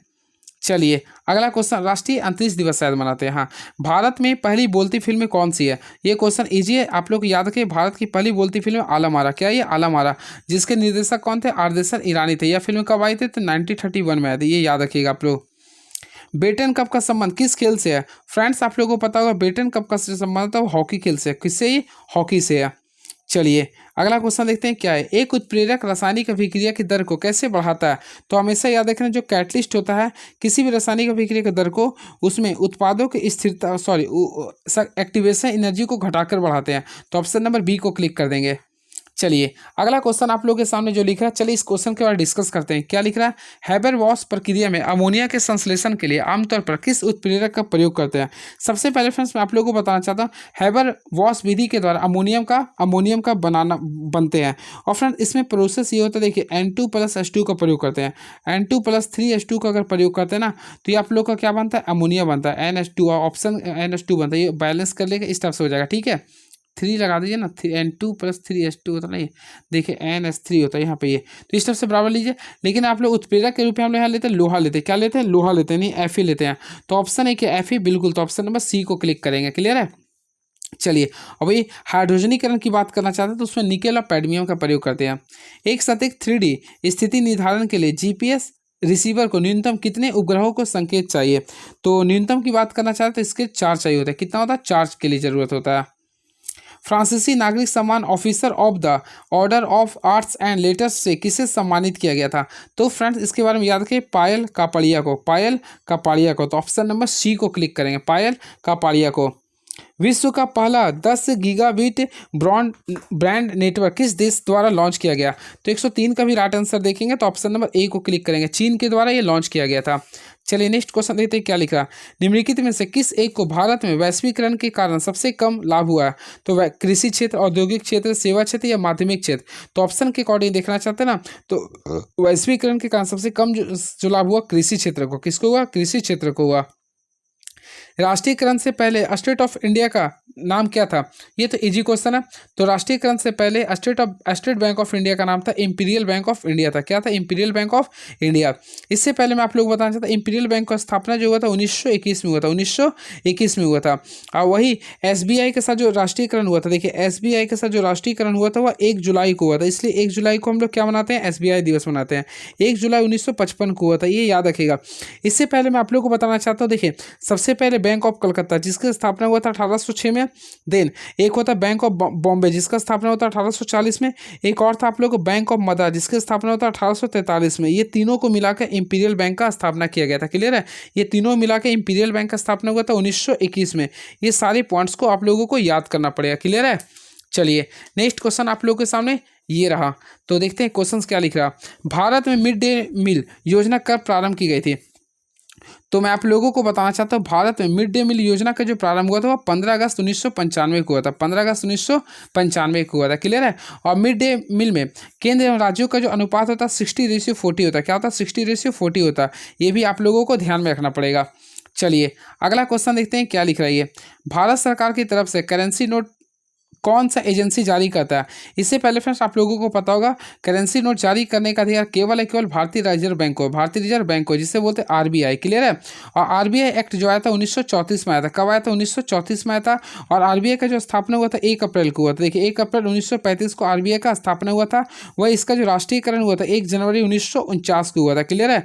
और RBI 1 रुपये के नोट और सिक्के को छोड़कर सभी प्रकार के नोट और सिक्के को जारी करते हैं। क्लियर है। इसके साथ साथ मैं आप लोगों को बताना चाहता हूँ, 1 रुपये का नोट, 1 रुपये का नोट या सिक्के सहित सभी प्रकार के नोट या सिक्के का परिचालन RBI का ही होता है। क्लियर है। चलिए बातें करना चाहते हैं RBI के बारे में। तो फ्रेंड्स आप लोगों को पता होगा अभी RBI का 26वां अभी गवर्नर कौन है। तो आप लोगों को मैं बताना चाहता हूँ संजय मल्होत्रा। संजय मल्होत्रा भी वर्तमान में RBI के 26वें गवर्नर। ये बहुत ही अच्छा क्वेश्चन, संजय मल्होत्रा है। इससे पहले कौन थे, शक्तिकांत दास थे। शक्तिकांत दास थे 25वें नंबर का। और अभी शक्तिकांत दास नरेंद्र मोदी के निजी सचिव बन चुके हैं। क्लियर है। चलिए वही बातें करना चाहते हैं सेबी बैंक ऑफ इंडिया, विश्व बैंक के बारे में आप लोग कमेंट बॉक्स में लिखिएगा। देखिए आ चुके हैं क्वेश्चन नंबर 108 में। तो ये आप लोग का संविधान संशोधन के बारे में लिख रहा। तो देखिए 101 है, तो 101वां संविधान संशोधन का संबंध देखिए, आप लोग किसी को 101 रुपये देते चंदा, तो 101 रुपये जो आता है चंदा देते हैं, यानी GST से संबंध हो गया। क्लियर है। तो 101 का जो संबंध है GST से, जिसे बोलते हैं वस्तु एवं सेवा कर। वही बात करना था 102। तो देखिए 100 अगर आप लोग 2 लिखते हैं, देखिए 102 अगर लिखते हैं ना, तो इसमें आप लोग का आता है राष्ट्रीय पिछड़ा वर्ग आयोग का संवैधानिक दर्जा। तो 102 का आप इसका तो ये लिख देंगे 10, राष्ट्रीय पिछड़ा वर्ग आयोग का संवैधानिक दर्जा 3। तो 3 आप लोग देखिए EWC लिखते हैं, EWC लिखते हैं ना, तो C आप लोग का थर्ड में आता है, तो EWC यानी कि फिर आर्थिक रूप से कमजोर वर्ग के लिए अधिकतम 10% के आरक्षण की सुविधा। और चौथा में हो गया लोकसभा में आंग्ल भारतीय समुदाय के लिए आरक्षित सीटों का प्रावधान समाप्त कर दिया गया। तो ऑप्शन के अकॉर्डिंग देखेंगे, ये अगर तीनों मैच कर रहा है तो ऑप्शन नंबर 4 में बी में कर रहा है। फ्रेंड्स मैं आप लोगों को बताना चाहता हूँ, अभी तक वर्तमान भारतीय संविधान में कुल 106 के 107 तक हो चुका है, संविधान संशोधन हो चुका है, क्लियर है। जिसमें आप लोग 104 तक क्लियर हो चुका है। बात करना चाहते हैं 105 में, तो 105 हो गया, 106 बार मान लीजिए। तो 105 में नियम ये बनाया गया, तो ओबीसी SC ST पर जो भी नियम या कानून बनाने का अधिकार होता है वह राज्य सरकार या फिर केंद्र शासित प्रदेश वाले राज्यों को बनाने का अधिकार होता है, ये दे दिया गया। वो 106 में जो है महिलाओं को आरक्षण का अधिकार दिया गया। ये सारे पॉइंट्स को आप लोगों को याद करना पड़ेगा, क्लियर है। चलिए अगला क्वेश्चन देखते हैं क्या लिख रहा। चलिए देखते हैं नेक्स्ट क्वेश्चन आप लोगों के सामने क्या लिख रहा है ये। इससे पहले मैं आप लोगों को बताना चाहता हूँ 104वां संविधान संशोधन जो था वह SC एवं ST के आरक्षण लोकसभा एवं विधानसभा में अगले 10 वर्षों के लिए बढ़ा दिया गया। बस क्वेश्चन और कुछ है देख लेते हैं। 109 क्वेश्चन हो चुका है, देखते हैं 110वां। भारतीय संविधान के कौन से भाग में 7वें संविधान संशोधन 1956 के द्वारा हटाया गया। फ्रेंड्स सबसे पहले लिख रहा भारतीय संविधान के कौन से भाग को सातवें संविधान संशोधन 1956 के द्वारा हटाया गया। तो ऑप्शन लिख रहा भाग 5, भाग 7, भाग 6 या भाग 8। आप लोग को पता होगा, देखिए भाग नंबर 7 भारतीय संविधान में अभी नहीं है, तो इसे 7वां संविधान संशोधन जो कि 1956 में हुआ था उसी के द्वारा हटाया गया था। तो ऑप्शन नंबर बी को क्लिक कर देंगे। अगेन आई रिपीट, भारतीय संविधान के भाग नंबर 7 को 7वें संविधान संशोधन 1956 के द्वारा हटाया गया था, क्लियर है। और भारतीय संविधान में 22 भागों में से जो मूल रूप से इसके संगठन के दौरान अस्तित्व में थे, केवल एक भाग जिसे हटा दिया गया वह भाग नंबर क्या 7 है। भाग नंबर क्या है 7वां भाग को केवल हटा दिया गया, क्लियर है। चलिए इससे पहले मैं आप लोगों को बताना चाहता हूँ स्वतंत्रता के समय और संविधान के निर्माण के समय भारत में 4 प्रकार के राज्य ABCD शामिल थे। क्या थे? ABCD शामिल थे। चलिए अगला क्वेश्चन देखते हैं क्या लिख रही है। तो क्वेश्चन लिख रही है मानव जीनोम परियोजना का मूल एक प्रमुख निष्कर्ष क्या है। तो इसका राइट आंसर होगा अधिकांश DNA गैर कोडिंग। ऑप्शन नंबर डी को क्लिक करेंगे। ड्रिप सिंचाई का सबसे बड़ा लाभ क्या है। तो फ्रेंड्स का राइट आंसर होगा ऑप्शन नंबर सी होगा जल संरक्षण होगा। भारत में हरित क्रांति का जनक किसे कहते हैं। याद रखिए भारत में हरित क्रांति का जनक जो कहते हैं स्वामीनाथन, क्या बोलते हैं PS स्वामीनाथन को कहते हैं, क्लियर है। और मैं इसके बारे में बताना चाहता हूँ स्वामीनाथन सबसे पहले भारत में हरित क्रांति जो लाए थे वो 1967-68 के बीच में लाए थे। और फाइनल अभी इनका मौत हो चुका है जो कि 8 सितंबर 2023 को हुआ था। और इन्हें भारत में 2024 में से भारत रत्न से सम्मानित किया गया, क्लियर है। ये भी आप लोग को पॉइंट्स को याद करना पड़ेगा। वही वर्गीज कुरियन, इसे श्वेत क्रांति का जनक कहते हैं। भारतीय रिजर्व बैंक ऑफ इंडिया द्वारा अजंता क्या लिख रहा अजंता अर्बन कोऑपरेशन बैंक मर्यादा को बैंकिंग लाइसेंस रद्द कर दिया गया। यह किस राज्य में कार्यरत है। तो ये याद रखें महाराष्ट्र में। कहाँ पे? महाराष्ट्र में। ये 21-22 अप्रैल 2025 को संस्कृति मंत्रालय के सहयोग से अंतर्राष्ट्रीय बौद्ध सम्मेलन कहाँ आयोजित किया गया। तो फ्रेंड्स ये आप लोगों को पता हो ये अरुणाचल प्रदेश में किया गया था। कहाँ पे किया गया था? अरुणाचल प्रदेश में किया गया था। भारतीय संविधान में संवर्धित सूची किसके संविधान से ली गया। तो फ्रेंड देखिए संवर्धित सूची आप लोग देखे होंगे, संवर्धित सूची किसी भी सूची में ऑस्ट्रेलिया टॉप पे होता था। तो ऑप्शन नंबर डी को क्लिक करेंगे। तो संवर्धित सूची जो लिया गया वह ऑस्ट्रेलिया के संविधान से लिया गया, क्लियर है। बातें करना चाहते हैं ऑस्ट्रेलिया के संविधान से क्या क्या लिया गया। तो देखिए ऑस्ट्रेलिया के संविधान सबसे पहले आप लोगों के सामने संवर्धित सूची लिया गया। एक तो आप ये लिख सकते हैं जिसे कहते हैं संवर्धित सूची। देन आप लोगों को सेकेंड जो लिया गया संसद के दोनों सदनों की संयुक्त बैठक है जिससे बोलते 108वां संविधान 108वां नंबर का आर्टिकल, ठीक है। देन याद रखिएगा प्रस्तावना की भाषा यानी प्रस्तावना की जो भाषा लिया गया वो भी ऑस्ट्रेलिया के संविधान से लिया गया। उसके साथ साथ याद रखिएगा वाणिज्य और आवागमन लिया गया। फिर व्यापार की स्वतंत्रता, ये सारे ऑस्ट्रेलिया के संविधान से लिया गया, क्लियर है। चलिए बातें करना चाहते हैं अमेरिका के संविधान से। तो फ्रेंड्स अमेरिका के संविधान सबसे पहले मौलिक अधिकार लिया गया, न्यायपालिका की स्वतंत्रता लिया गया, न्यायिक समीक्षा लिया गया, राष्ट्रपति पर महाभियोग लिया गया, सर्वोच्च न्यायालय उच्च न्यायालय के न्यायाधीशों का निष्कर्षण लिखा गया, उपराष्ट्रपति का पद लिया गया। ये सारे अमेरिका के संविधान से लिया गया, क्लियर है। वही बातें करना चाहते हैं हम प्रस्तावना भी अमेरिका के संविधान से लिया गया, क्लियर है। आभाषा ऑस्ट्रेलिया के संविधान से लिया गया। वही बात करना चाहे कनाडा, तो कनाडा से लिया गया संघ, क्या लिया गया संघ जो सूची होता है वह कनाडा के संविधान से लिया गया। वही जर्मनी, तो जर्मनी में क्या होता है आपातकाल कहाँ से लिया गया। तो ये भी याद करिए आपातकाल जो लिया गया ना आपातकालीन व्यवस्था वह जर्मनी के देश से लिया गया। वही बातें करना चाहते हैं फ्रांस से। देखिए फ्रांस करने लिख रहा आप लोग को देखिए गणित में हम लोग क्या होता है फंस जाते हैं। तो गणतंत्र जो लिया गया वो फ्रांस से लिया गया। सबसे पहले ये क्वेश्चन आता है गणतंत्र कहाँ से लिया लिया गया, तो ये क्वेश्चन आ सकता है। तो गणतंत्र लिए हैं, फ्रांस देश से लिए हैं, क्लियर है। उसके साथ साथ याद रखिएगा समानता, स्वतंत्रता, ये सारे किस लिए हैं, फ्रांस से लिए हैं, क्लियर है। वही बात करना चाहते हैं दक्षिण अफ्रीका से, तो साउथ अफ्रीका से सिंपल में लिया गया, संविधान संशोधन लिया गया, साथ में राज्यसभा के सदस्यों के चुनाव की प्रक्रिया, ये सारे दक्षिण अफ्रीका के संविधान से लिया गया, क्लियर है। चलिए और क्या, चलिए काफी है। निम्नलिखित में कौन सा संसदीय समिति के अध्यक्ष अनिवार्य रूप से सत्ताधारी दल के सदस्यों में होता है? तो देखिए संसदीय समिति के अध्यक्ष बोल रहा ना, अनिवार्य रूप से सत्ताधारी दल के सदस्यों में से होता है। ऑप्शन लिखा प्राक्कलन समिति, लोक लेखा समिति, सार्वजनिक उपक्रम समिति, प्रात्यजनिक विधान समिति। फ्रेंड्स मैं आप लोगों को बताना चाहता हूँ प्राक्कलन समिति, तो प्राक्कलन समिति के जो अध्यक्ष होते हैं वो अनिवार्य रूप से सत्ताधारी दल के सदस्यों में से होते हैं, क्लियर है। और प्राक्कलन समिति में कुल जो सदस्य होते हैं वह 30 सदस्य होते हैं, 30 सदस्य होते हैं, याद रखिएगा 30 सदस्य होते हैं। प्राक्कलन समिति में लोकसभा के कुल कितने सदस्य होते हैं, 30 सदस्य होते हैं। और इस समिति में राज्यसभा के सदस्यों को शामिल नहीं किया था, यानी इसमें केवल लोकसभा के सदस्य शामिल होते हैं। और प्राक्कलन समिति को संसद की सबसे बड़ी समिति कहते हैं। ये क्वेश्चन आ सकता है, संसद की सबसे बड़ी समिति को क्या बोलते हैं, तो प्राक्कलन समिति बोलते हैं, क्लियर है। इसके साथ साथ याद रखिएगा लोकसभा के अध्यक्ष द्वारा प्राक्कलन समिति के अध्यक्ष का मनोनयन किया जाता है, ये भी आप लोगों को ध्यान में रखना पड़ेगा। और लोक लेखा समिति को प्राक्कलन समिति का जुड़वा बहन भी कहते हैं, लोक लेखा समिति को प्राक्कलन समिति का जुड़वा बहन कहते हैं। वही बातें करना चाहते हैं लोक लेखा समिति के बारे में। इसमें टोटल सदस्य होते हैं 22, जो कि जिसमें 15 आप लोग का लोकसभा से होते हैं और वही 7 आप लोग का राज्यसभा से होते हैं, ये याद रखिएगा। बातें करना चाहते हैं प्राक्कलन समिति के अध्यक्ष कौन है, एक होता है लोक लेखा समिति के, तो लोक लेखा समिति का अध्यक्ष जो संजय जायसवाल है, कौन है ये, संजय जायसवाल है। वही बातें करना चाहते हैं संजय जायसवाल। प्राक्कलन समिति के अध्यक्ष कौन, आप लोग कमेंट बॉक्स में लिखिएगा। चलिए तने की कटाई का प्रयोग निम्नलिखित में से किसे पुनः उगाने के लिए किया था? तो फ्रेंड्स आप लोगों को पता हो इसके प्रयोग करते हैं गन्ना का, किसके लिए करते हैं, गन्ना का। चलिए उष्णकटिबंधीय सदाबहार वनस्पति का उदाहरण क्या है? तो इसका आंसर करेंगे तो ऑप्शन नंबर ए करेंगे। लास्टली क्वेश्चन, रविन्द्रनाथ टैगोर ने नाइटहुड की उपाधि क्यों लौटा दिया था? तो इसके पीछे कारण आप लोग जानते होंगे, जालियांवाला बाग हत्याकांड के विरोध में, तो ऑप्शन नंबर बी को क्लिक कर देंगे, क्लियर है। याद रखिएगा देखिए रविन्द्रनाथ टैगोर ने नाइटहुड की उपाधि, वही एक और थे नाइटहुड के ऊपर एक और किसी को मिला था, मेरे माइंड में नहीं आ रहा, 3-4 व्यक्ति थे जिन्होंने उपाधि लौटा दिया था। एक था जमुना लाल बजाज ने, तो जमुना लाल बजाज ने राय बहादुर की उपाधि वापस लौटा दिया था, क्लियर है। लेकिन महात्मा गांधी ने केसर हिंद की उपाधि जो वापस लौटाई थी वह असहयोग आंदोलन के बाद लौटाई थी, क्लियर है। चलिए नेक्स्ट क्वेश्चन, निम्नलिखित घटनाओं को कालानुक्रम द्वारा व्यवस्थित करें। सबसे पहले आप लोगों को पता क्रिप्स मिशन भारत में कब आया था, तो 24 मार्च 1942 को आया था, तो यह 1942 लिख देंगे। भारत छोड़ो आंदोलन कब हुआ था, 8 अगस्त 1942, ये 8 अगस्त 1942 लिख देंगे, ये 8 अगस्त था। व्यक्तिगत सत्याग्रह कब हुआ था, तो अल्टीमेटली मैं आप लोगों को बताता 17 अक्टूबर 1940 को हुआ था, तो ये 1940 हो गया। अगस्त प्रस्ताव कब पारित हुआ था, तो फ्रेंड्स अगस्त प्रस्ताव आप लोगों का जो पारित हुआ था ये भी 8 अगस्त 1942 को हुआ था। तो इसके अकॉर्डिंग देखिए डेट के अकॉर्डिंग आ गया ना, तो व्यक्तिगत 17 आप लोगों को देखा था 17 अक्टूबर आ गया, तो ये 17 अक्टूबर हो गया। क्रिप्स मिशन हो गया 24 मार्च, तो यहाँ 24 मार्च लिख देंगे।